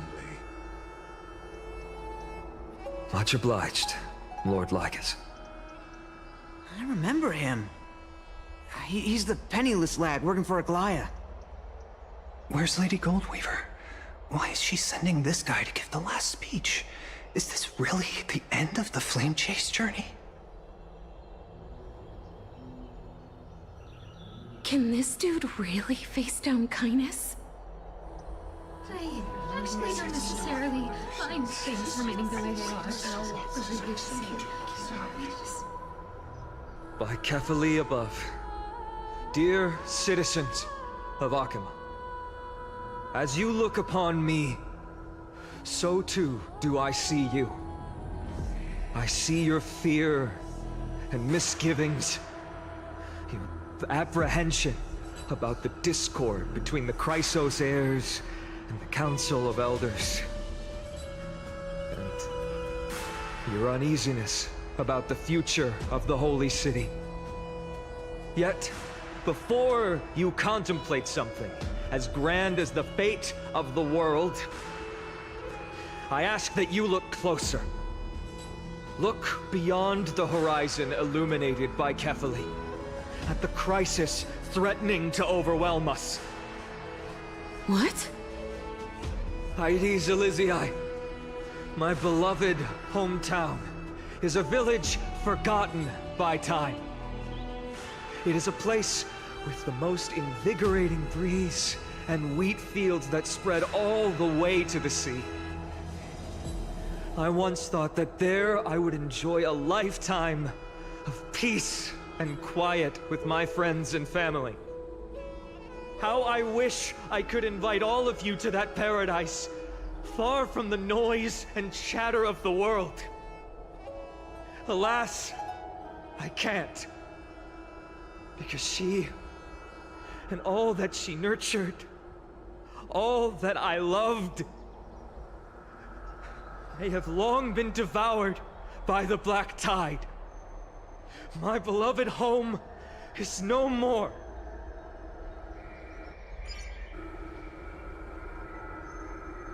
I will never forget the day the black tide struck. My father, Hieronymus, fought with a broken sword to his last breath to protect his child. My mother, Aldada, she was ripped apart by monsters. Also, I might live to stand before you here and now. Galba, he was a hunter. But in the end, those arms that once drew a bow instead embraced Piso, his beloved son, as they both breathed their last. Pythias, the teacher, risked her life to save her students, but a burning beam fell on her, crushing her. And what of Livia, her daughter? Did she make it out alive? No, she didn't. Livia, Piso, and so many other children. My childhood friends. They were all swallowed by the black tide and turned into monsters. I kept saying the same thing over and over. Even up until the final moment, I finally steeled my heart and granted them eternal peace with my sword. Why, Fine? Aren't we the best of friends?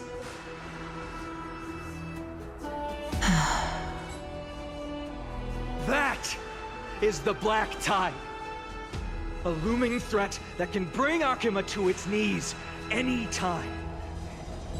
Kindness may have promised that with the 3 Titans of Calamity Con, Akima will return to an era Chrysia once more, but much as it pains me, I must disappoint you. While the demigod of strife has done everything in his power to hold them back, they are still coming. By now, the name of that black-robed swordmaster, the Flame Reaper, has likely echoed throughout the city already. The roaring thunder is a message from the Strife demigod. The Flame Reaver has risen from death, and they hunger for the core flames of the gods.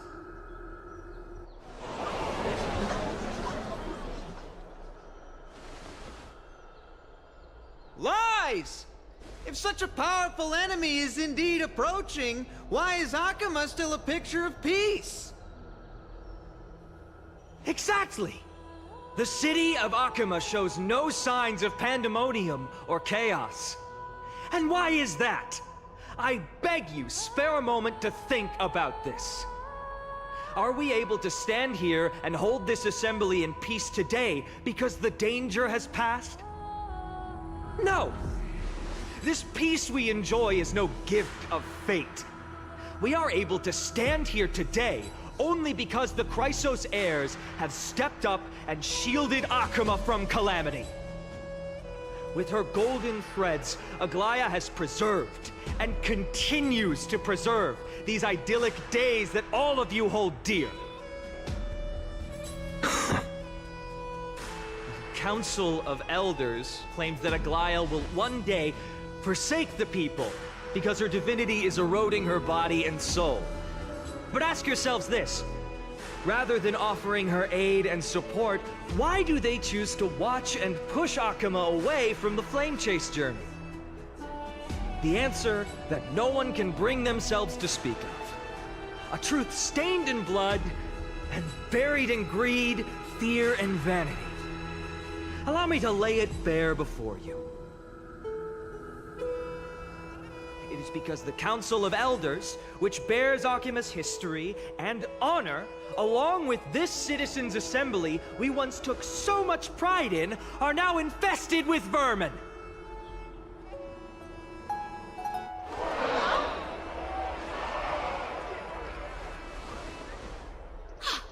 You insolent whelp! How dare you! It is true that Aglaya has reached her limit.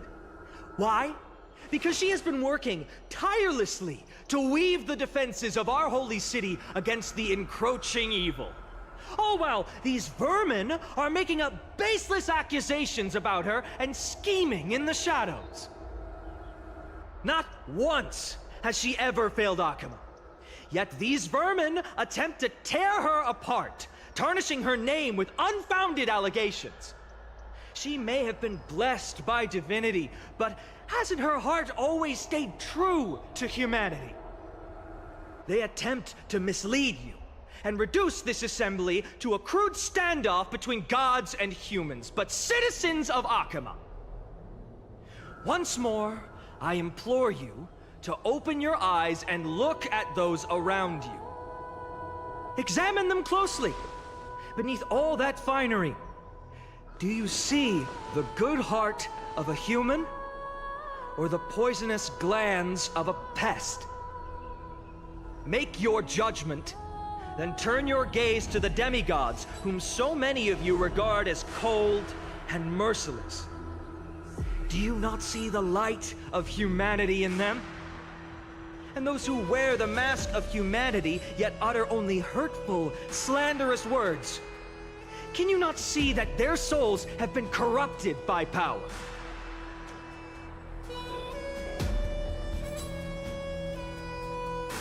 Yet, no matter what your answer is, and no matter who your vote goes to, rest assured that you have nothing to fear.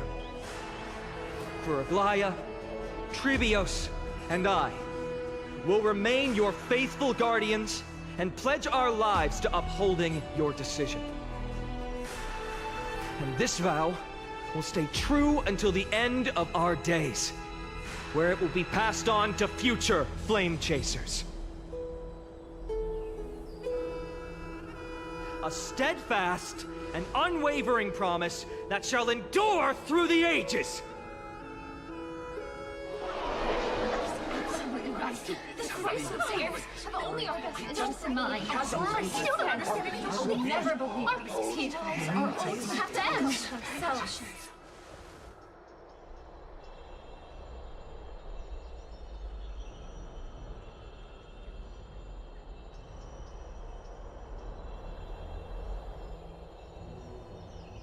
At the present time, on the scales of Talentum, those who call for the continuation of the Flame Chase journey, and those who demand its suspension. Each faction holds an equal share of votes, resulting in a perfect balance. As expected, this is the moment when the Flame Chase journey is the closest to its end. And now, it's your turn to vote, Lord Anaxagoras. Is there anyone else who hasn't voted? No, you're the last. Cast your vote with care, for your decision will break this impasse. I have long since made a decision. Very well. May you bring much needed change to this farcical world.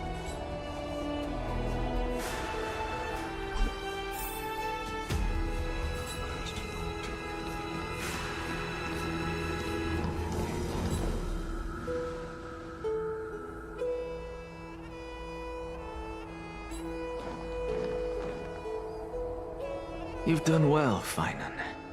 Given the circumstances, delivering a rousing speech to stir up emotions was a prudent move.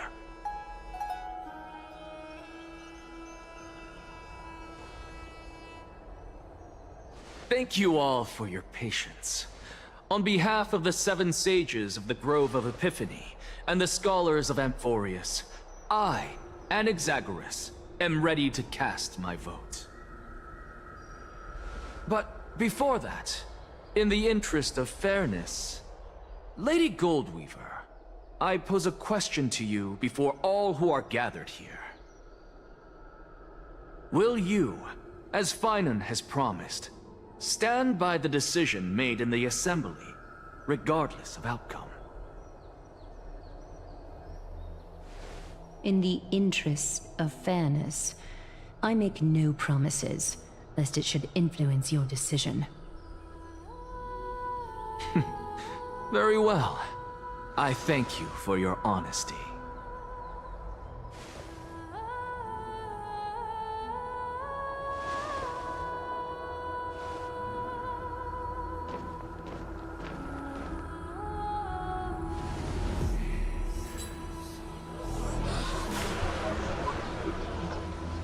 What's he doing?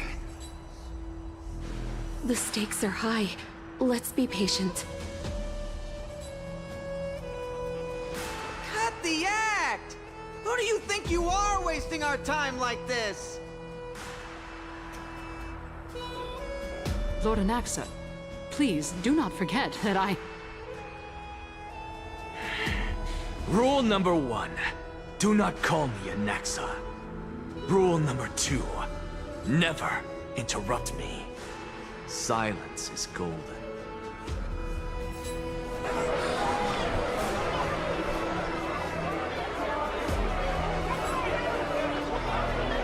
Just vote already. What are you waiting for?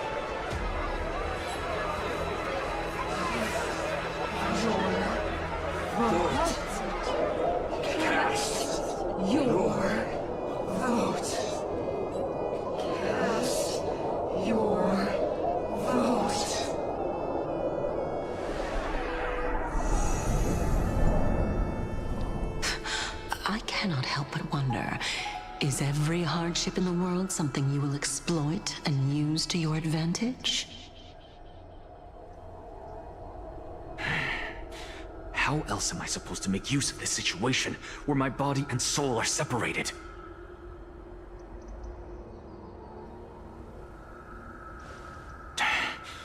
Oh, Circes. Or should I say Calypso? Accompany me on this final journey. Let us journey to the Netherrealm and see how she will substantiate the answer to your question and validate my decision.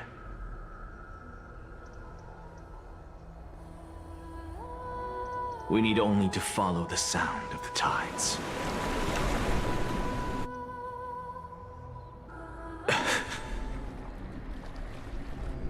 You are... Well done, child. Just as I foresaw, you have achieved great things. Teacher. What a twist of fate. A blasphemer raised in the doctrines of the Venerationists. It's like a foal kicking its mother in the belly after taking all her milk. I respect you immensely, sir. But... you cherish the truth even more. So, child, do not be troubled by the criticisms I have borne. Do not let those voices hinder you as you forge ahead. As the sage of the Venerationists, I am duty-bound to oppose you. But, as your friend and mentor, Anaxagoras, I say, go forth, for the truth is already in your hands. I will keep that in mind. Go now, child. Your lonely pursuit is about to welcome a new chapter. And when you reach the end of this journey, may we meet again with the truth before us. You have my word, sir. May Circes safeguard your thoughts. May Circe safeguard your thoughts.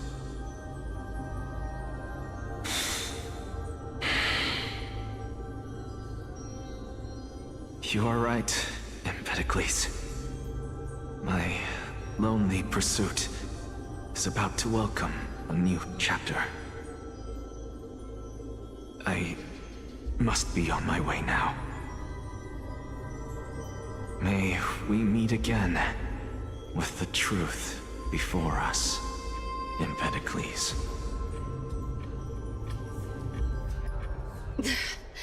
What are you waiting for? Just cast your vote. Silence! Silence, everyone! Behold, Circes, here at the center of the world, I shall write the final step of my proof. For this place is but one step away from the truth.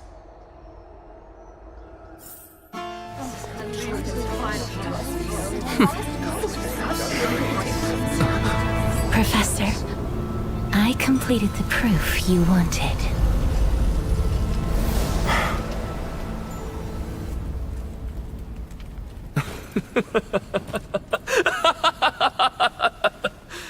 Thank you, Castorus. The answer is plain as day. My vote goes to the Flame Chase Journey and nothing else! Elder Kindness, I have deciphered the truth of this world!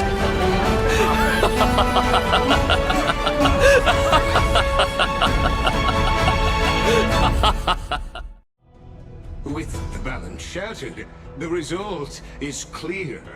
By carefully enter Lenten above, as the Theoros I have observed. No! Ligus, you can't! Onyxa, what have you done? Have you lost your mind?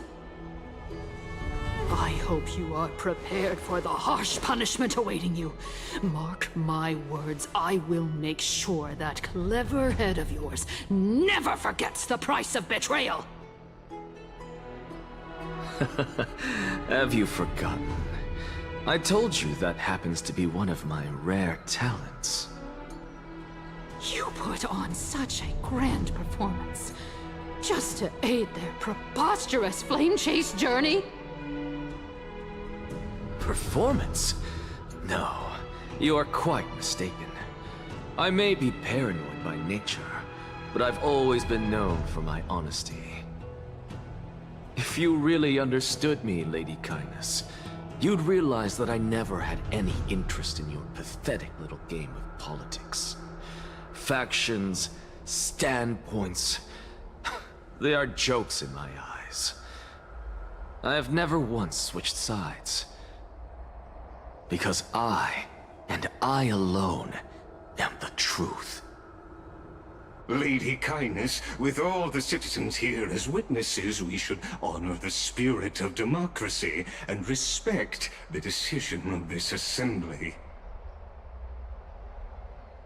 I have observed that Akama has chosen her destiny.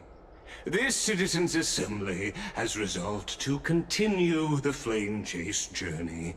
This resolution shall be put up on the Wall of Heroes, such that all citizens are aware of the city's way forward. You! It seems not everyone is ready for the assembly to end. Very well. Let me entertain you for a little longer. By your leave, Lord Lycus. Interesting. Elders and citizens, your attention, please. Stay for a moment more, if you will. Anaxagoras of the Grove of Epiphany has an announcement for the Assembly. What is this performer up to now? Flame Chase journey will continue. So apropos. Just moments ago, all of you made a decision on the fate of Amphorius. As a supporter of the Flame Chase journey, it pleases me to see the choice you have made. But I regret to say that I still harbor doubts about this outcome. Thus, I hereby challenge this resolution. Tell me, who among you dare swear to Kefali's name that Era Nova will truly welcome the fairy tale ending that the Chrysos heirs have promised? A beautiful new world free of calamity and madness? Nonsense! That's impossible! What is he getting at? Of course he... Not even for a second. No one? Must I pick somebody to answer? Very well. You, the one acting so wise and profound, in front of all present here, do you dare swear that it will happen for sure? No? Fine. Next. You, the one with ignorance written all over your face. Yes, you. Do you dare swear by it in front of the Titan? What are you trying to do? Useless. Your turn, then. With that smug look of yours, you must be confident that the Flame Chase journey is the best course to take, right? Hey! Mind your tongue! So, no one? I see. In that case, fine then. Answer me this. Your speech was filled with such passion just now. How confident, then, are you in making this promise? Professor, what are you doing? Let him continue with his performance.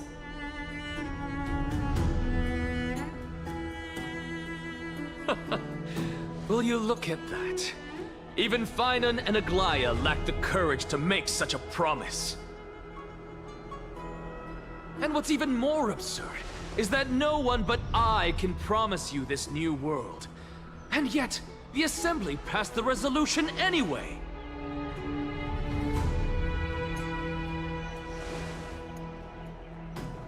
But you needn't worry, because I knew better than to trust you good-for-nothings. That is precisely why I am here today. To give you one final lecture. Now listen up and listen well. I, Anaxagoras of the Grove of Epiphany, hereby declare everything that the Flame Chase journey promises is true. Finan of Ides Elysiae, the prophesied demigod who shall succeed Kefali, will reforge each and every one of us in the new world with his complete, intact memories. What? The core flame-bearing titans were the Chrysos heirs of yesterday, and the Chrysos heirs who carry the core flames today will become the titans of tomorrow. All of our souls shall endure for eternity in the miracle of the World-Bearer. And all under Kefali's protection shall step into that new world.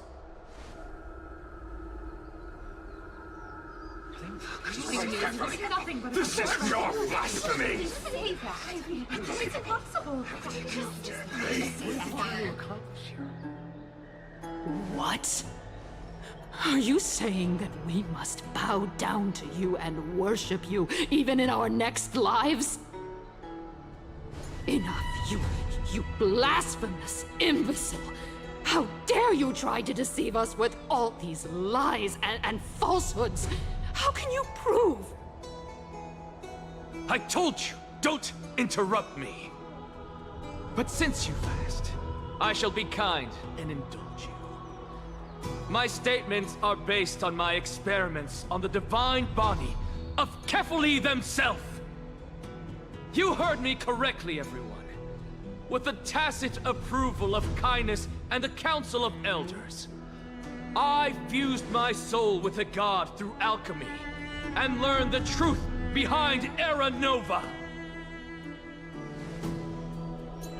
What is he talking about? Isn't that pure blasphemy?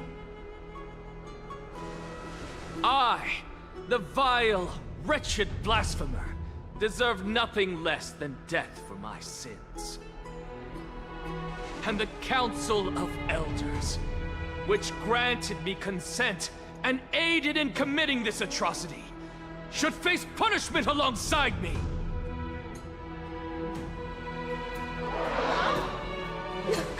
By the gods, even Kindness has betrayed Akuma. Be careful. We're careful, Leopold.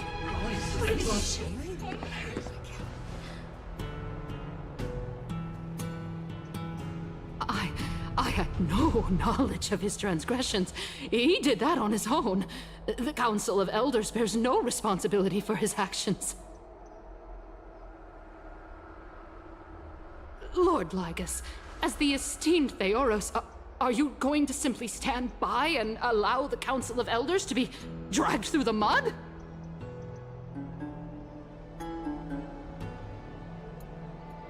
If the accusation is true, I will acknowledge it.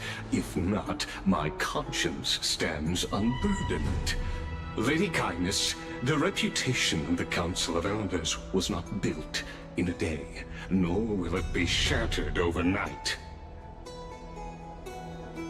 Repercussions await those who fool the people, and punishment must be meted out on those who abandon their vows. We should respect this beautiful city and her people. You... Lady Aglaya, the Gold Weaver, I humbly ask that you take on the responsibility of overseeing this judgment in the name of the fairness of Talantin and the justice of Kefali. Considering the circumstances, and in accordance with Akuma's codex, as the only demigod among us, you shall rightfully wield this authority. The honor is mine to bear. How is this permitted? Somebody do something! This is how we're supposed to go. Elders and citizens, silence, if you please. Anaxagoras of the Grove of Epiphany has made his statement clear. As per Akima's Codex, I request all present citizens to stand with me in exercising the right of judgment. First, Elder Kindness of Akima and Ligus the Theoros stand accused of neglecting their duties and abusing the law, leading to the egregious blasphemy against a god. In the names of Talantan and Kefili, Akima is to form a committee before the 7th action hour to conduct an investigation and disclose the findings to the public for subsequent judgment. Yes! That's what we deserve! Agreed! Curse you! Now, concerning Anaxagoras of the Grove of Epiphany, he has confessed to grave blasphemy against Kefili. In the names of Talantan and Kefili, the accused must be allowed to hear the people's voice prior to the execution, for a chance at a reduced sentence and possible pardon.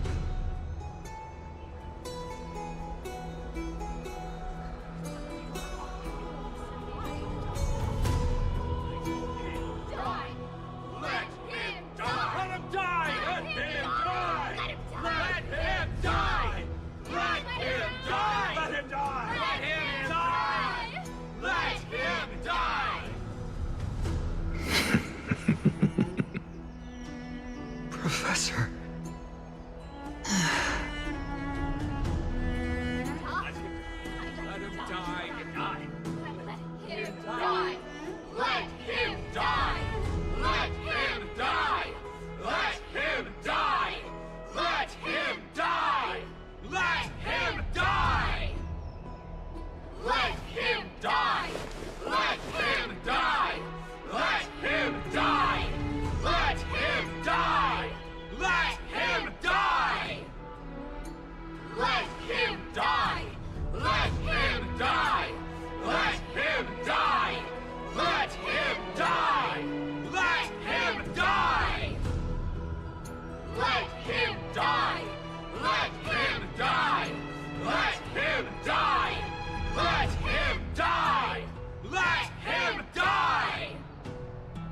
What decision will you make, Lady Goldweaver? Enough with the hesitation, Aglaya. This is not like you. Let him die! Let him die! Let him die! Let him die! Let him die! Let him die! Let him die! Let him die! Let him die! Then, in light of the people's voice, O Talantan on high, may you bring death upon him.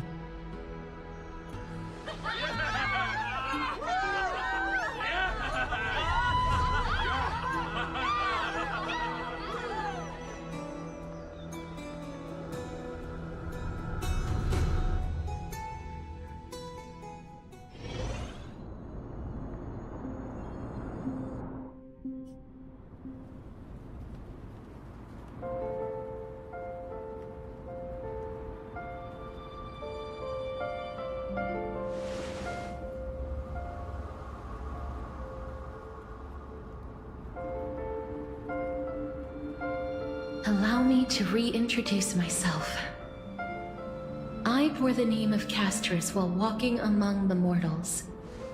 And now, I stand as the demigod of death, the living side of Thanatos.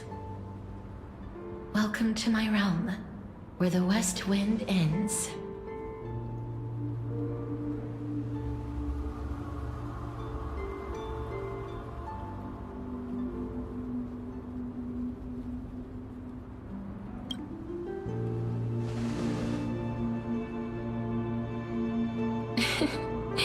You're still as energetic as always.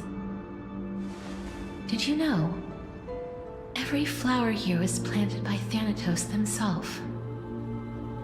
These flowers were originally both lifeless and immortal, but in the first rain brought by the River of Souls, they were given new life, flourishing as the bearers of countless souls.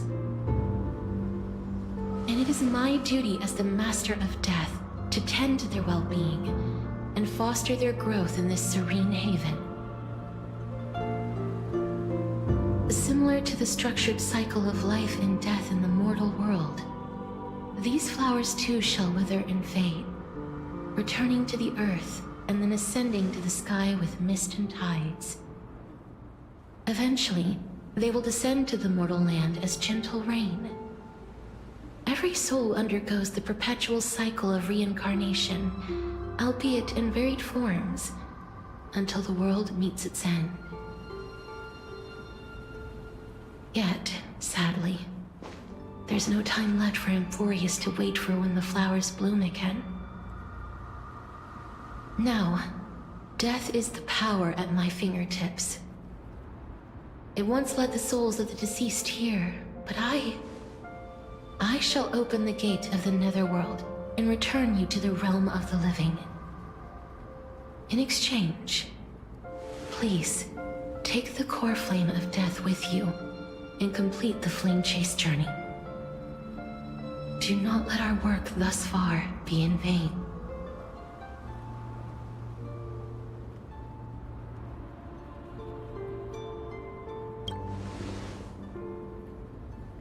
Thank you.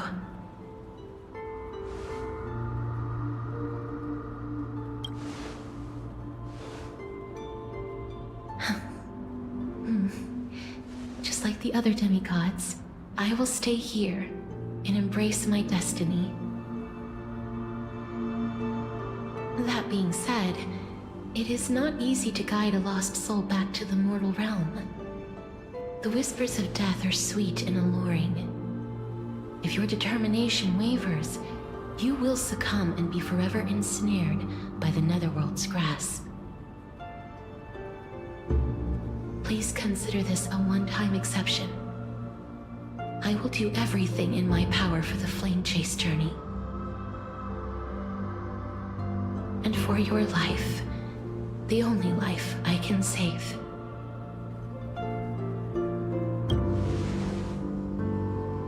I am glad to hear that.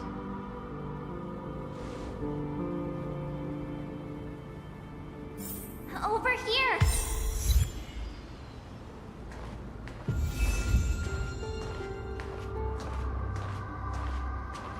I believe in you.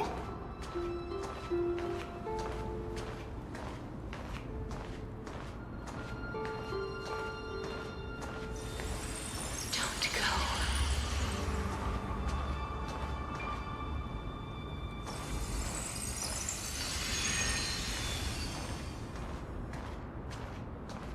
Lift your chin up high! Step forward with us toward tomorrow! That's right. Keep your eyes on the dawn. Onward. Show me your courage. Partner, we shall become heroes together.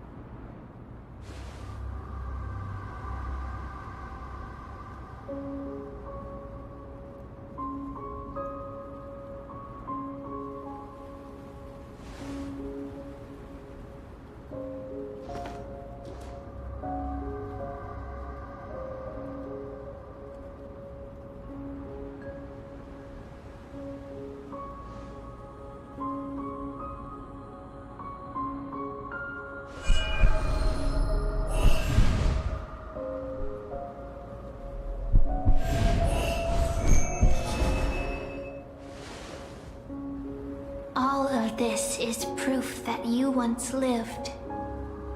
Your soul, your memories, the years you've journeyed through, and the path they revealed, leading you back home. So, continue onward. Do not stop moving forward, and do not let her sacrifice and the support of all who have stood by you be in vain. Over here, friend! Take my hand. Let's go home.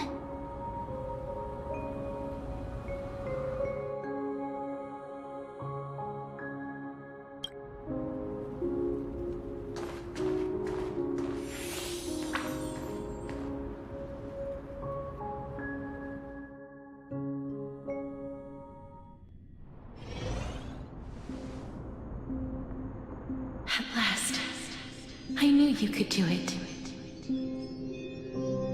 Your soul is still perfectly whole, as if some kind of force is trying its best to keep it together. Is it Ornyx's final blessing?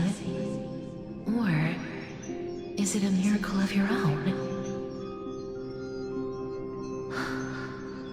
It's truly incredible. Such a strange surge of familiarity. So hard to describe. Perhaps it is fate, once again fulfilling its own design. Or perhaps it is the laws from beyond the sky, so familiar to you, that intertwined our fates long ago.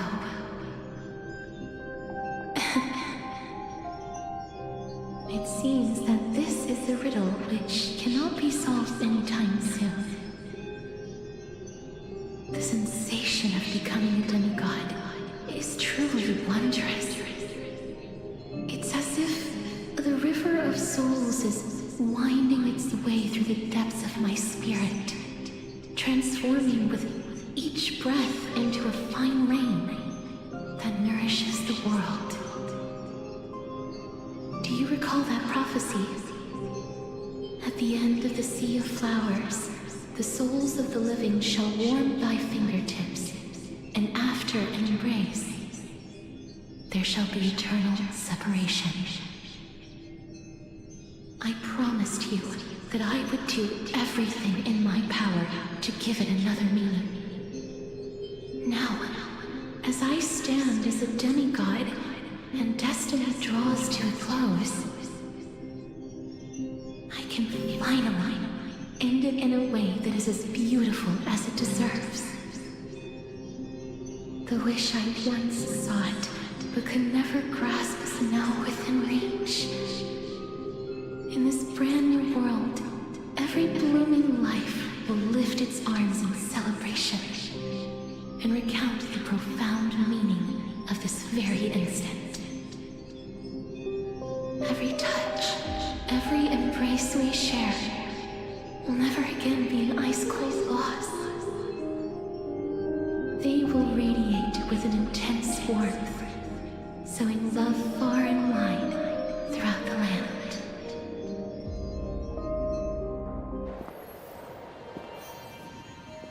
The other shore is very cold.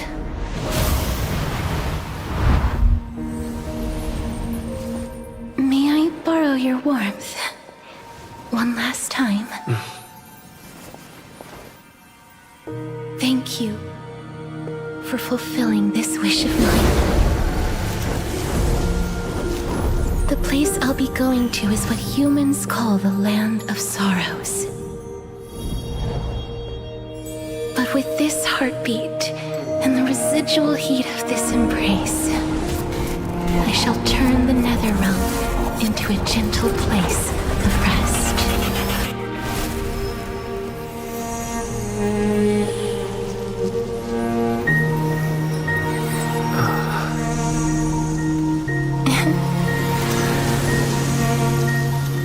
This embrace may be brief, but it's the proof that I once lived.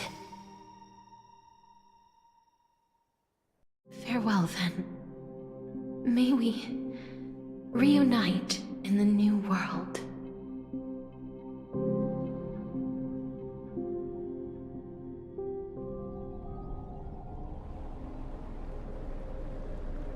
That grand and absurd performance was what you've been seeking your whole life? I gave up everything in search of truth, and it culminated in this very moment. You, on the other hand, performed as I expected. You did not hesitate when you saw the chance to attain power. It's as if you crave power, like a fly craves rot. Those are your words, not mine. But what you said at the end, did you already know what I had planned for Thinen? I may have lost an eye, but my vision is clearer than anyone else. You've nearly exhausted your humanity. You're no different from my current state as a walking corpse. That's true. I've long since burned to ash over the past 1,000 years. Only he is capable of unleashing a raging fire that rivals our final great enemy, Aquila. So, this is our last chance.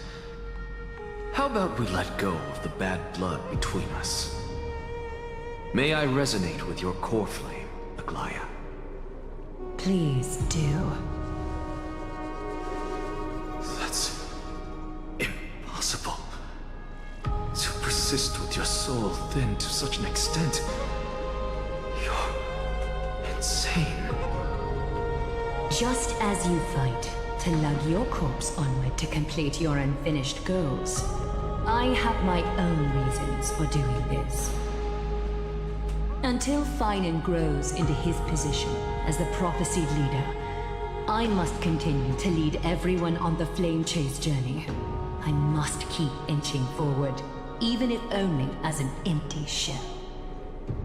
I've long predicted this was the case, but I didn't think you'd already lost so much. How ironic. We would have avoided so many misunderstandings if you and I had just spoken this candidly before. But casting aside our ideological differences, there is one thing you and I agree on. Thinen. Yes. He was born to be a hero. He understands the hearts of the people, and I can confidently say he is a far better leader than you. Only he is capable of fulfilling your mission. Sadly, he is a man cursed by Nestia. But by my estimates, his horribly elaborate sense of style should not impede Era Nova. Congratulations are in order. We found common ground at the very end of our destined paths. When you put it that way, it makes me want to take back what I said. Aglaya, we're back. Come welcome our great hero reborn from the ashes. I hope he didn't hear your earlier assessment. It wouldn't be the first time I criticized him. A man should be aware of his own shortcomings.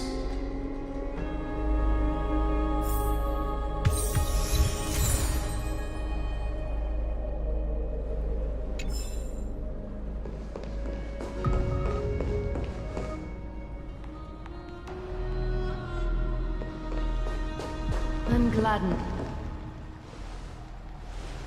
But I don't see Castris among your number. It looks like she not only helped me prove my theory, but helped you fulfill your mission as well.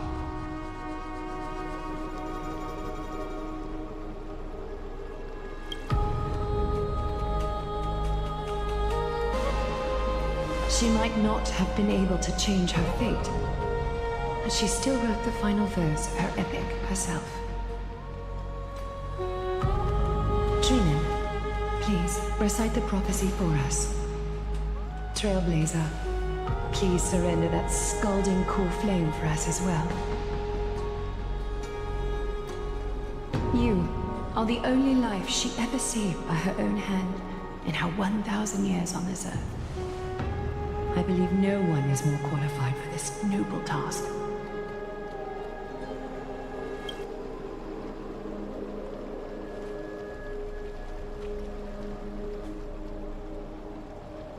O gods who have returned, and gods who are still watching, today we bring you a soul laid bare. The Hand of Shadow, Thanatos, remembered their name from the past. From daylight they came, and to their fragrant dwelling they return, to walk now among your ranks. And there was one who joined hands with the Titan, a traveler risen from the dead and reborn among mortal kind. He is the everlasting night, and shall now proclaim in his good name, O Majesty of the 12 Titans, pillars of the world, we seek your divinity to mend the rifts of the world. Fill our bodies with blood of gold, till we wither in willing service to the prophecy. Step forward, trailblazer from beyond the sky, and together with us, surrender the core flame and carve their star into the sky.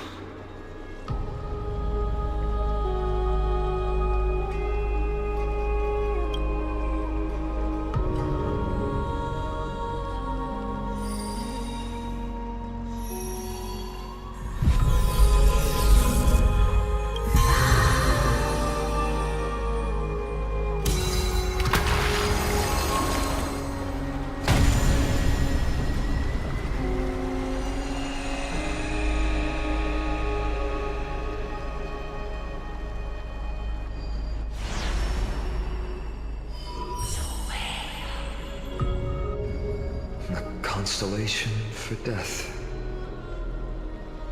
For life and death, to be more precise.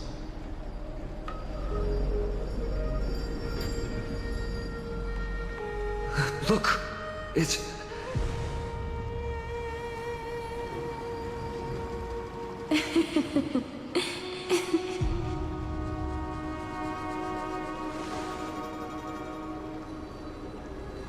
No, it's only a divine echo. I think she's here for the trial.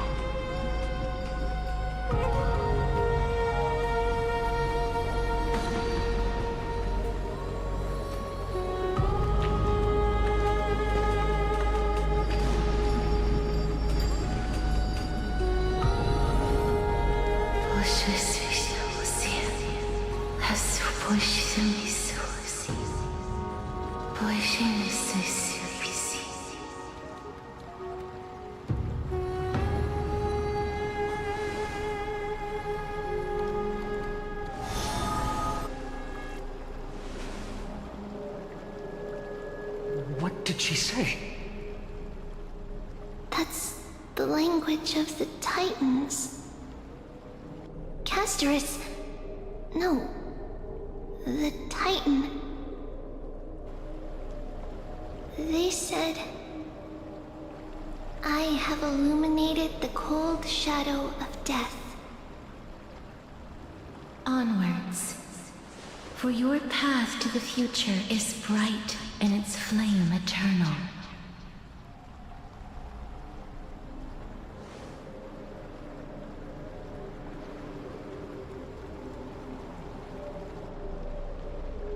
Do not forget.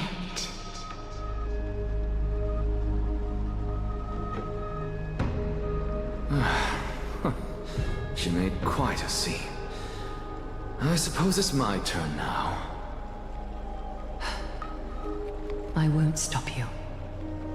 Professor, you... What's with that look? You were present. So, let's get this execution over with. We wouldn't want to bring shame to Akuma's divine laws or keep me from creating a new world. You never change, do you, Professor? I don't understand. If your theory is correct, you'll lose all memories of your past life once you become a Titan. So what's the point of becoming a god? Of course there's a point. Even if I forget who I am, I'll still have my brilliant mind. It goes without saying, I'll find a way to retrieve memories of my past life. Besides, I still have you, don't I? I still don't really understand what you said during the assembly. Even if it were true, things reforged from memory could never be the same as the original anyway. Then allow me to tell you right now that you're wrong. What exactly are we? My answer is that the Chrysos heirs are the future Titans and vice versa. Of course, this answer only applies to us. So, what are we when it comes to regular mortals? The very essence of the world, our souls, are tiny invisible seeds that hold records of each person's memories of the world. And we are the buds that sprout from these seeds to grow into great trees. Is that what new sporism means? Correct. Once our physical bodies are born, we become new extensions of the world. From there, we plant our seeds into someone's memories, and then scatter them into the hearts of countless people in the future.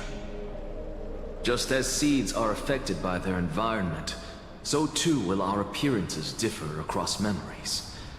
But the partial memories we carry will always be the same, because that is just how the world is. To destroy our very existence, one must destroy the world itself. But we have someone who will still live on with his perfect memory. That person is you, child of Kefali. This is what it means to be the world-bearing Titan. So, carry everything of this world and live on. Don't disappoint those most precious to you. Don't disappoint Lady Goldweaver. And especially, don't bring dishonor to my theory. Anaxa, I swear to you, I'll lead everyone to our reunion in the new world. Good. That is all I have to say. Farewell, everyone. May we meet again in the next life. Farewell, great performer. May Circes safeguard your thoughts.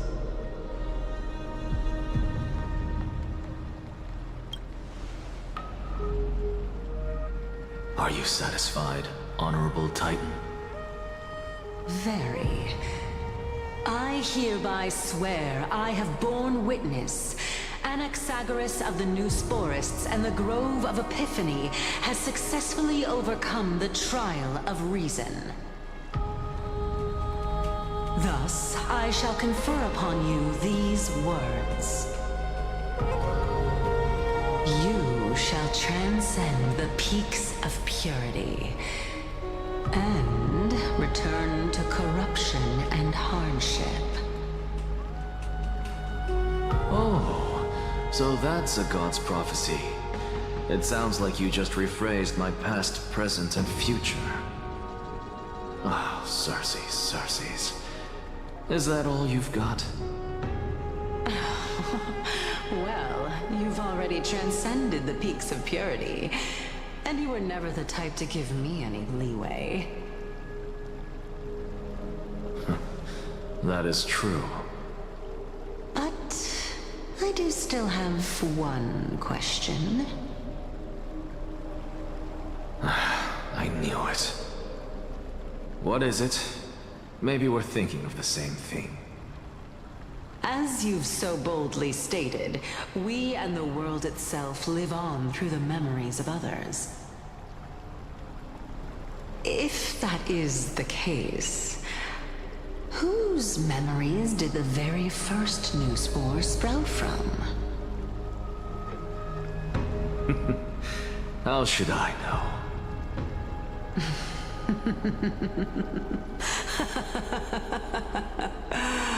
Oh my.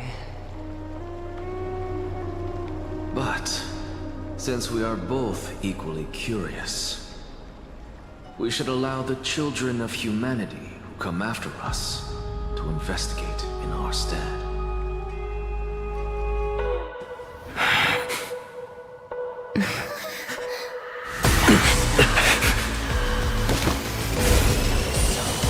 Rejoice, Circes. I sow the seeds of suspicion in the new world with your soul!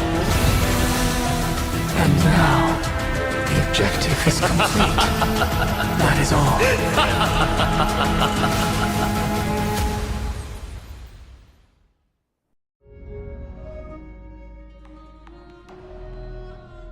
Thankfully, she's still alive. Was March 7th also in this condition when she was first rescued by the Express?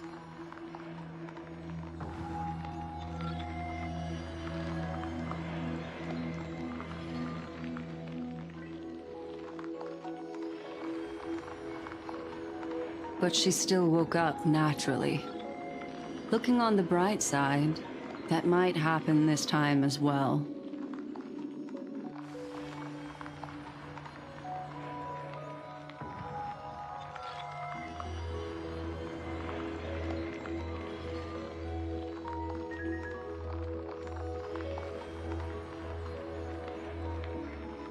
I do not have conclusive evidence, but judging by her current condition, perhaps March 7th's memories have been hijacked.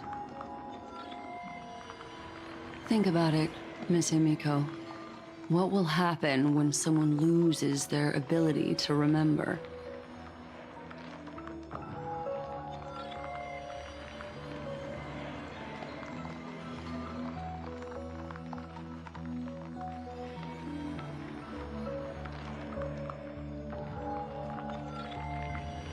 Unfortunately, short-term memory is an entirely different concept from the inability to remember. Perhaps it is difficult for you to imagine, but an individual who has lost their ability to remember turns into nothingness. The belief of the Garden is that everything in this universe can be interpreted through memories. This is the driving force behind the continuance of this path. The past is made up of memoria, while the future is a possibility that will eventually be converted to memoria. But the present, it doesn't really exist, and it's only an abstract expression. Therefore, when a person is affected by the path, and loses their ability to remember, their physical form will also be affected. These ice crystals are a manifestation of that.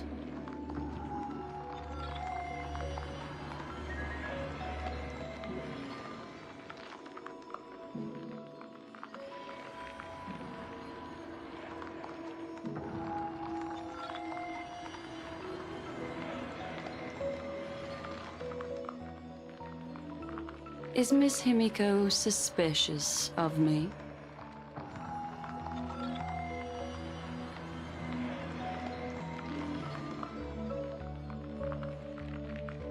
In other words, now is the time for me to prove my innocence. That's not a problem, of course. The true reason behind my intentions is that Amphorius holds special significance. For some memo keepers of the Garden with extremist views, it is a perfect example. A world that can only be seen through the Garden's mirror means that memo keepers have the right to keep the world in their private collection. If those Pathstriders of Remembrance were to uncover the secrets of Amphorius first, they might unleash their wild ambitions and remodel more worlds into a similar form.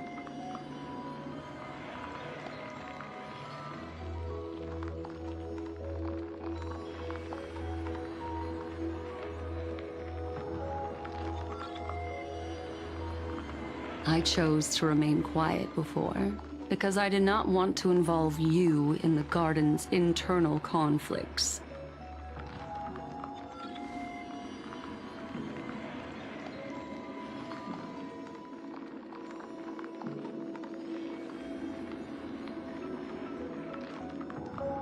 You can be even bolder with your guesses.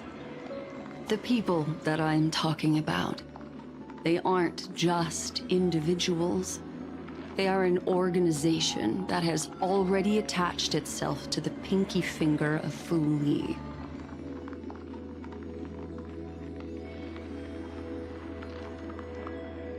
I cannot be certain, but at the very least, they are capable of doing so.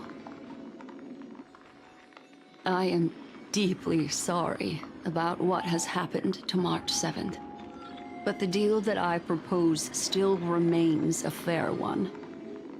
Amphorius is still an excellent destination, and investigating further might allow us to uncover the truth behind the accident.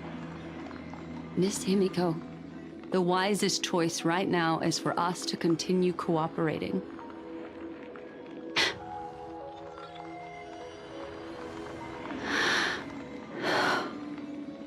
Let me take back a part of what I said just now, Miss Himiko. Although we indeed struck a deal, it seems like I have involved you in some unforeseen danger.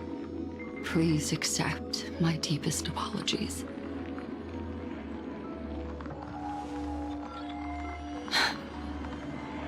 It's Fu Li. Their gaze has just swept across Amphorius.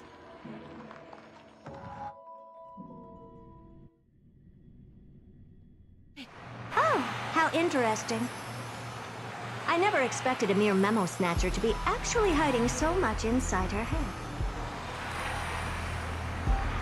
What's even more interesting is that the word Amphorius has appeared in her subconscious. This lady seems to be having fun.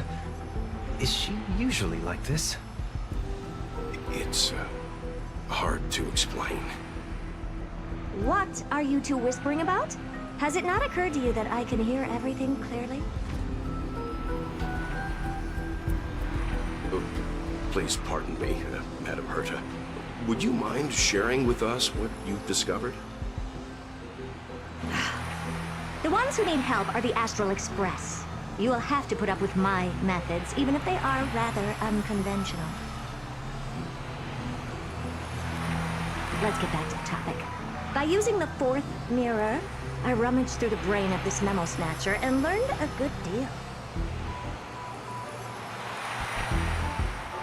Not only does this person know of Amphorius, but there are also many memo keepers who are interested in the place. I searched through her consciousness and found the following terms: the Eternal Land, the Rejected Land, and the private collection of the Garden of Recollection.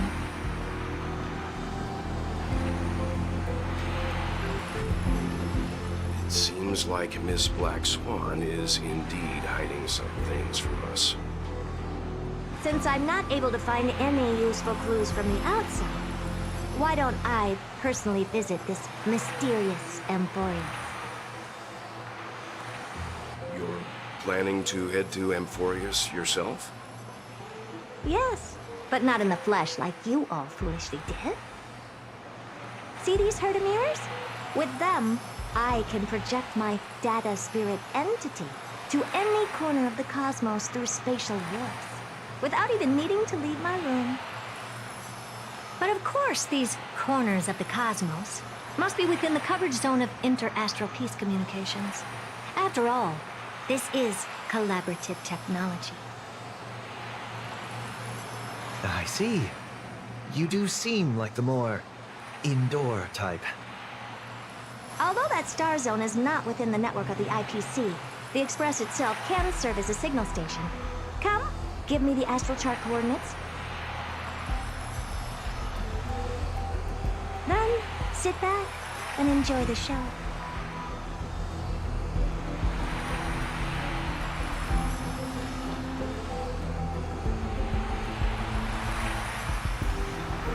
All right, now that everything is ready, mirrors, get to work. First mirror, input the coordinates. You'll be in charge of the spatial warp. As you command, Madam Herda. The preparations are complete. I wish you a pleasant journey ahead. Second mirror, prepare for the thought refraction. There's still some distance from the Astral Express to the Amphoria's celestial body.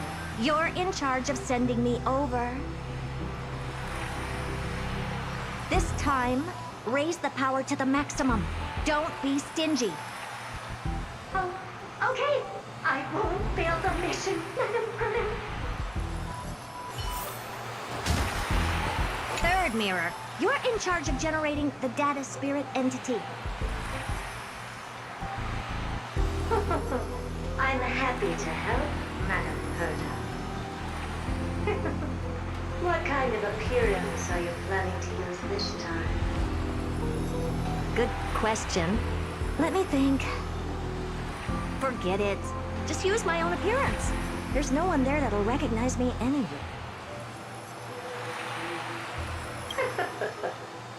As you wish.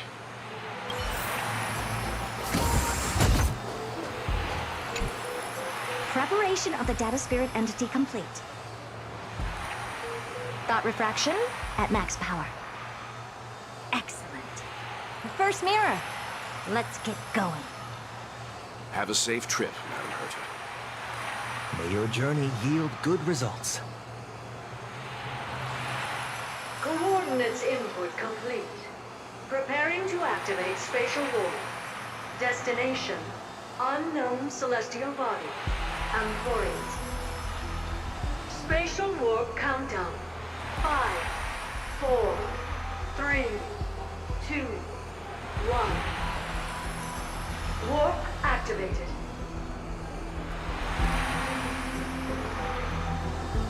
Oh! So that's Amphorius? Its appearance is, well, sure is unique. Second mirror. Prepare for thought refraction. It's time to send me in.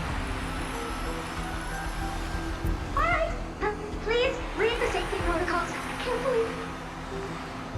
Can't you hurry up? Yes, ma'am. I didn't expect it to be so turbulent. I should have asked the second mirror to use slightly less power. What a magnificent sight! Is this the entrance to Amphorius? Let's see. Perhaps I'll be able to find a way in.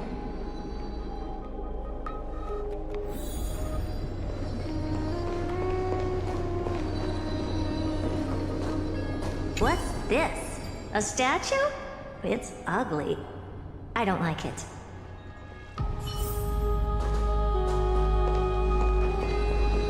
Oh, I finally found your traces. How esteemed must you be for the great Herda to come out personally? When we return, get ready to become free labor for the simulated universe for the rest of your lives. What's this?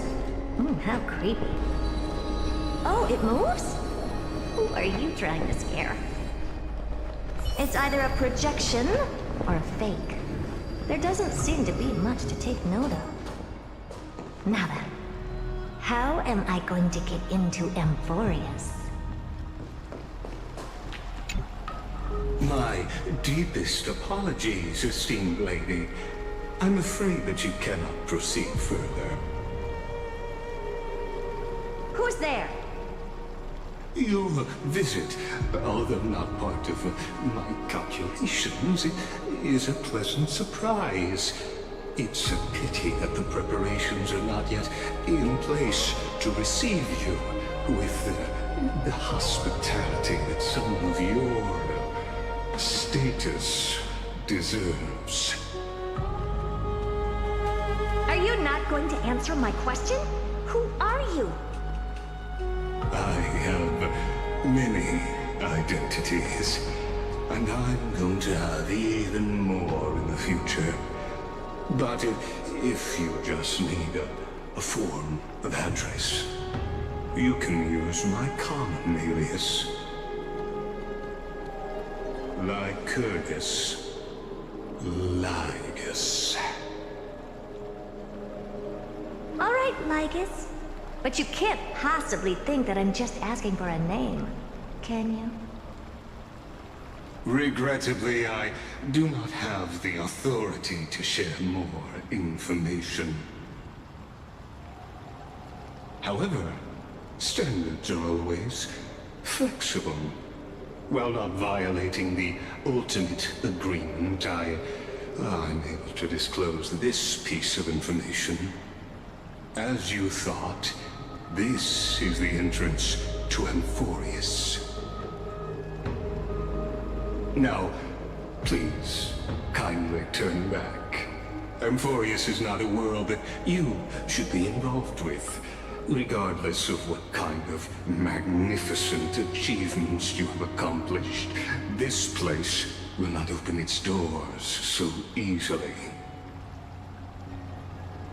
You seem to understand me very well. Then you should know that I have no reason to listen to you. Your reaction is completely within my calculations. Despite my long years as a watcher, it seems like my assessment of human nature still remains accurate. From you, I'm able to sense a beautiful desire for knowledge. But my answer remains unchanged. Madam, it is with the utmost goodwill that I suggest you return to where you came from. Let's assume for a second that I'm not so well-mannered, and that I insist on uncovering the secrets hidden behind you, Mr. Lygus.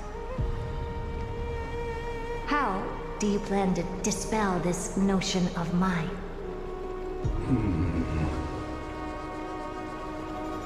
Within the scope of the ultimate agreement, there are 178,244 logic chains at my disposal to convince you. After filtering through them, I have determined that I only require 3 to attain the results that I desire. Oh? I'm all ears. First, for reasons that cannot be disclosed, Amphorius is a completely isolated celestial body. Apart from me, no one else will be able to help you enter. That's not a good argument. Second, if your plan is, as you've alluded to previously, to force me into cooperating by showing hostility, do know that, just like you, I have basked in the gaze of the erudition. I stake my honor and assure you that, in the worst-case scenario, our mutual destruction will be inevitable. Oh? No wonder I couldn't find a back door. When I did a scan of our surroundings, the safety protocols on you are comparable to Screwy's. How interesting. I assume that you still wish to hear the third logic chain. Of course. Why wouldn't I? Third, even if you exhaust all your means and find a way to break through, you will surely give up once you understand the consequences of your actions. After all, throughout your long life, as much as you'd hate to admit, your conscience has played a crucial role. What a brazen robot. You think that you can actually understand me through your paltry calculations? But since you put it that way, why don't you tell me what these consequences will be? It concerns the third path that is entangled with Amphorius. A path that you and your friends still very much lack understanding of. The destruction. So, if you ignore my warnings and persist in your ways, you will break the shackles of a Lord Ravager. And when that happens, their fury will engulf the cosmos.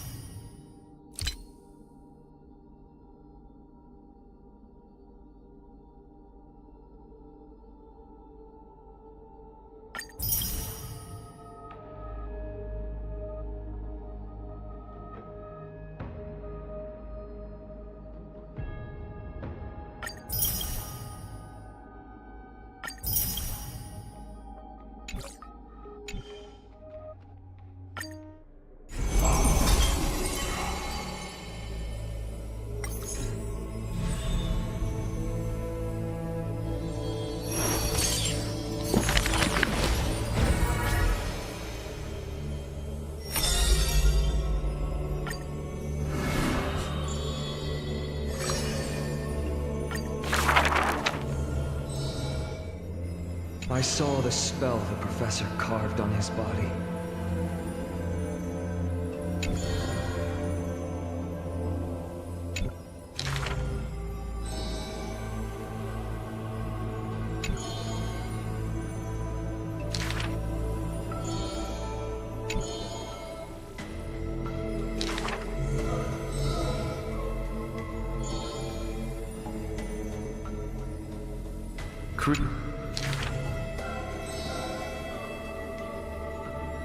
If it's just for odd jobs, students are a better gamble.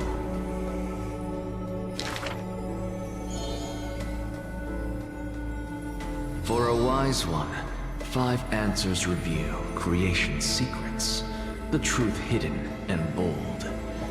But a fool learns but not, and is left in the cold. Now, inquire.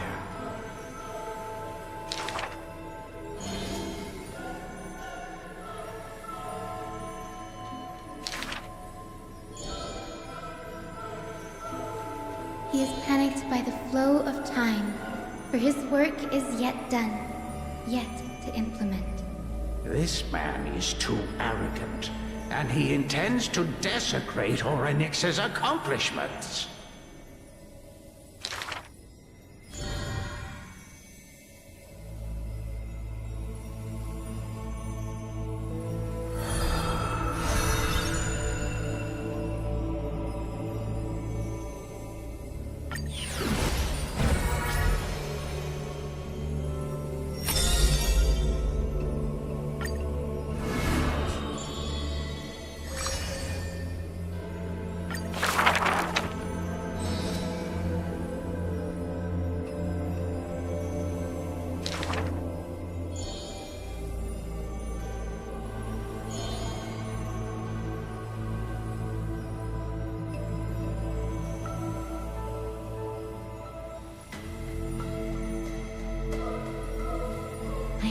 always lived in isolation. Out of courtesy, this is how I practice my words and actions.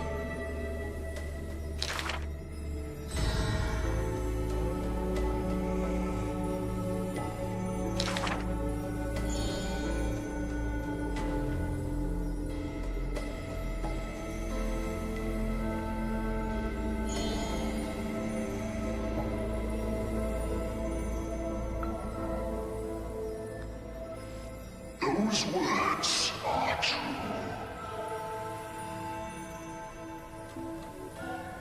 Though they won in fierce battle, the warriors were powerless to turn the tide. It was the embrace where death dwelled that gave early release from their pain.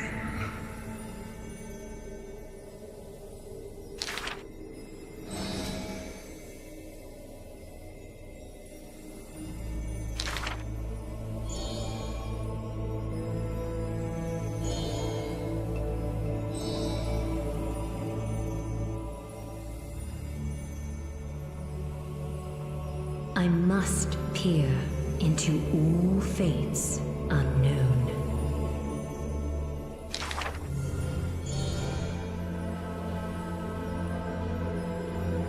Death is abominable in humans' eyes. Apart from my identity, there's nothing about me worthy of praise.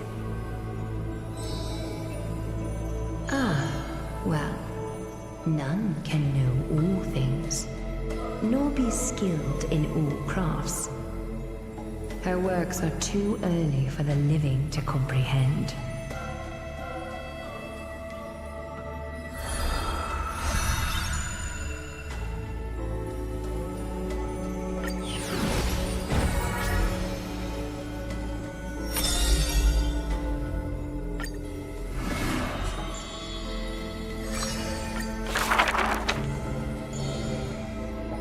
Is this courtyard a tad too small? It's okay, Clementine. As long as it provides warmth plenty.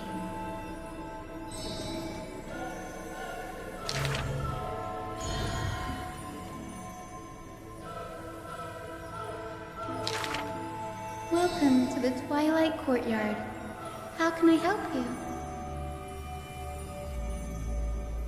The end times are coming, and we all wander more and more. Oh, you may heal our wounds, but you cannot cure despair.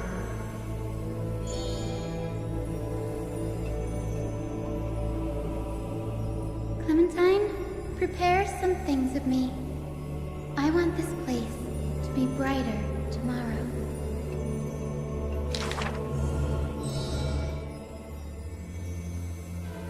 Long time no see, Hyacinth. Are you here in Akama for a visit, or do you need help from us? I want some shining things, even if they're considered junk.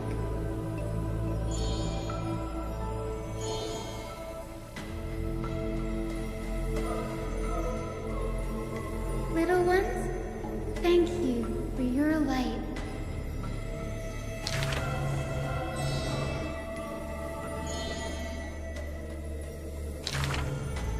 Wow, there's light everywhere. What a warm place.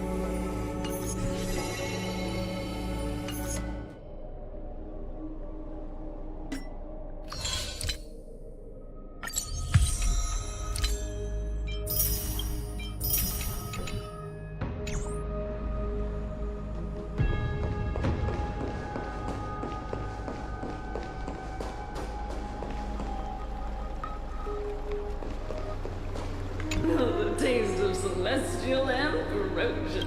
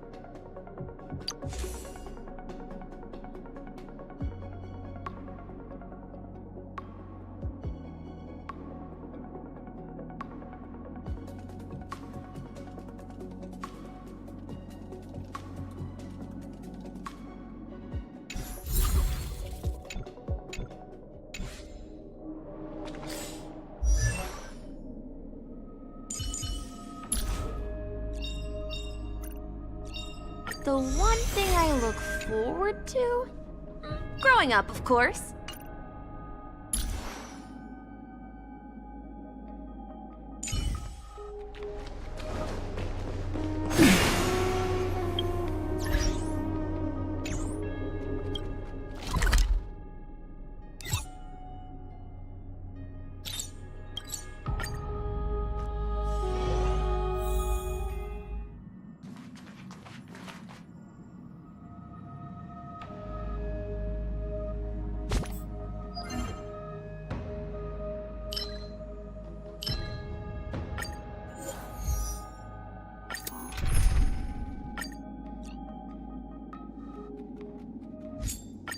Don't worry, little cat.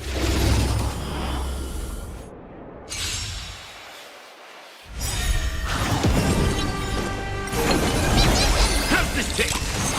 As you wish. My friends? Indulge yourselves! Root here. Embrace a new life.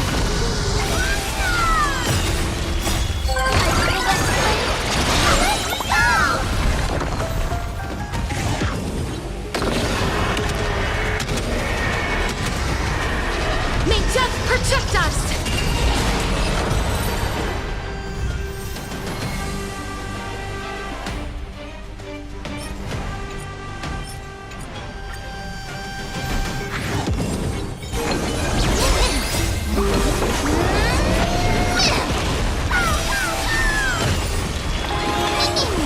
As you wish. Time to mix things up! I'm working.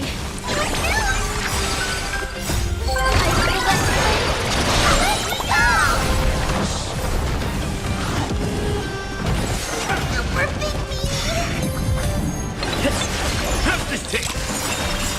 My friends? Indulge yourselves! Embrace a new life.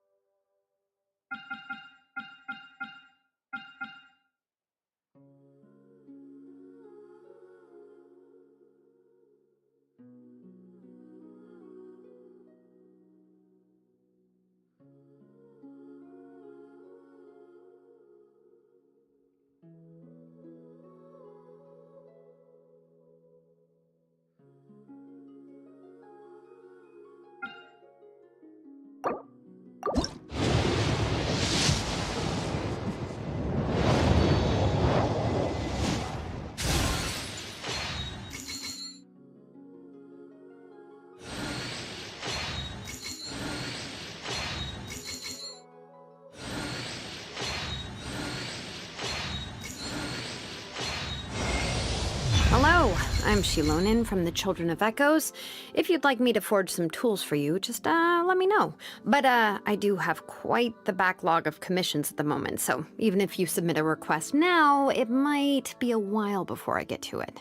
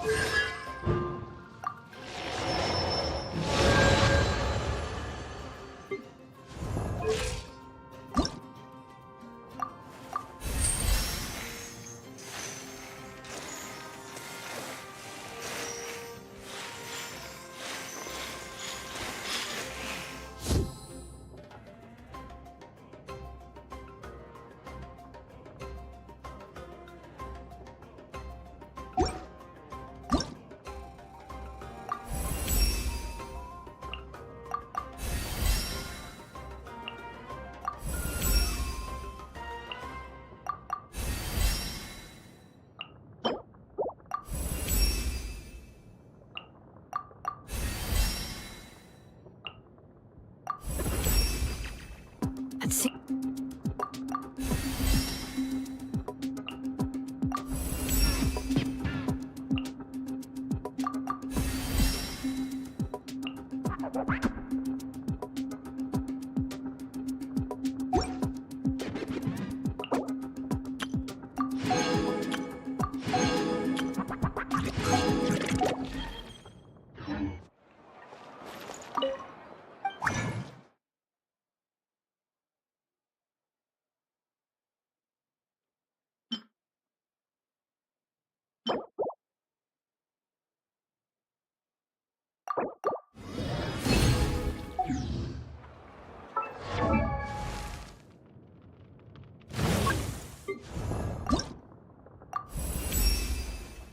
You've helped me.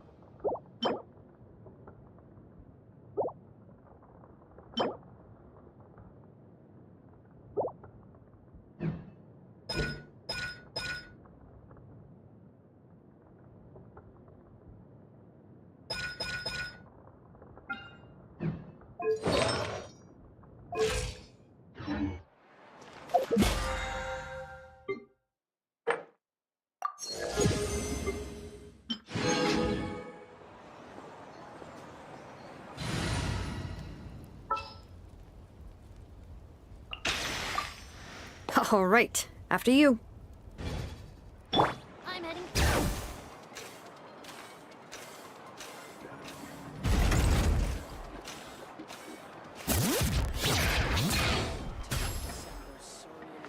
Yeah!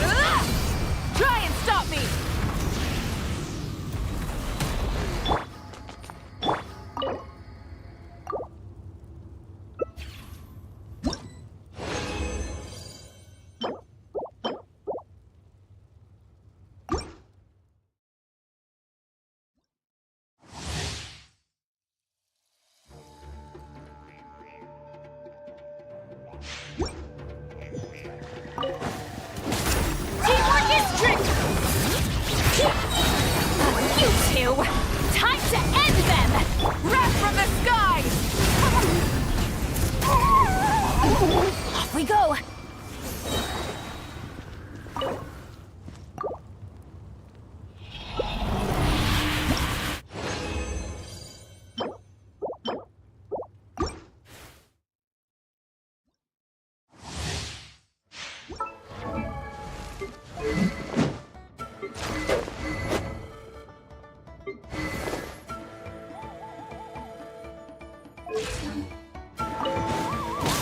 Everybody stand! Team Lawlene, East Papa, get him! Pyroclastic Surge!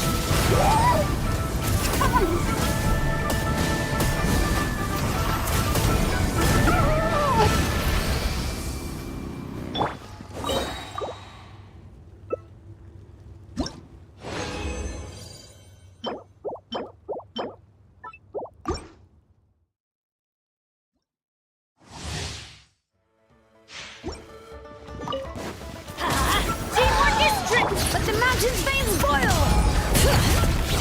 Show no mercy! You two! Time wrath from the sky!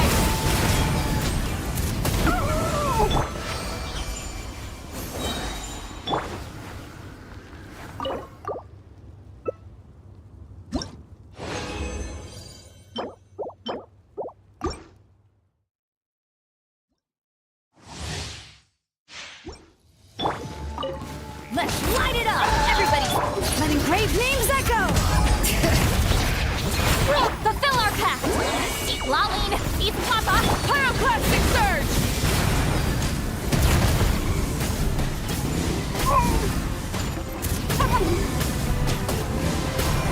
Incinerate! Bring it! Burn it down!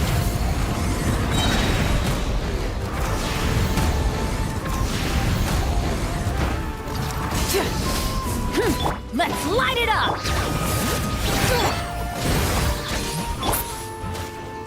Rise with the sun!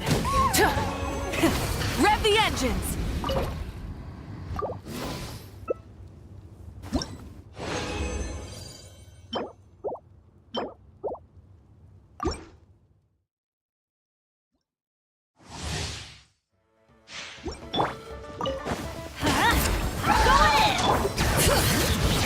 Mountain's veins boil! Get to work! You two! Tight! Light it up! Wrath from the sky!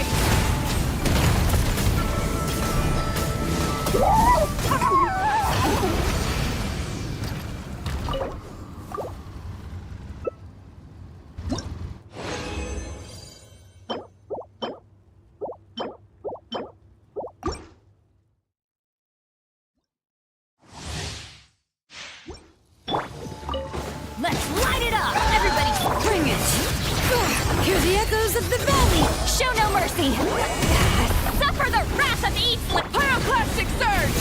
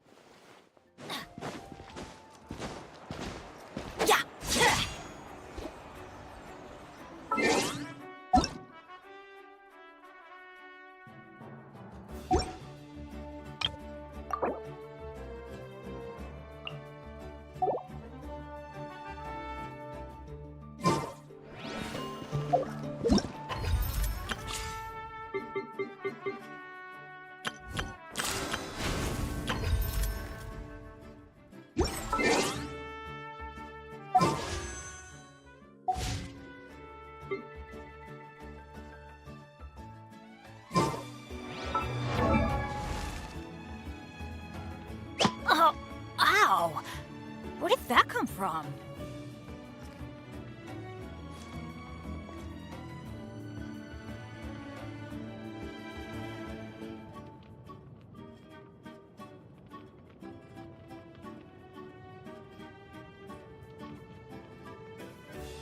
Benny's adventure team, assemble!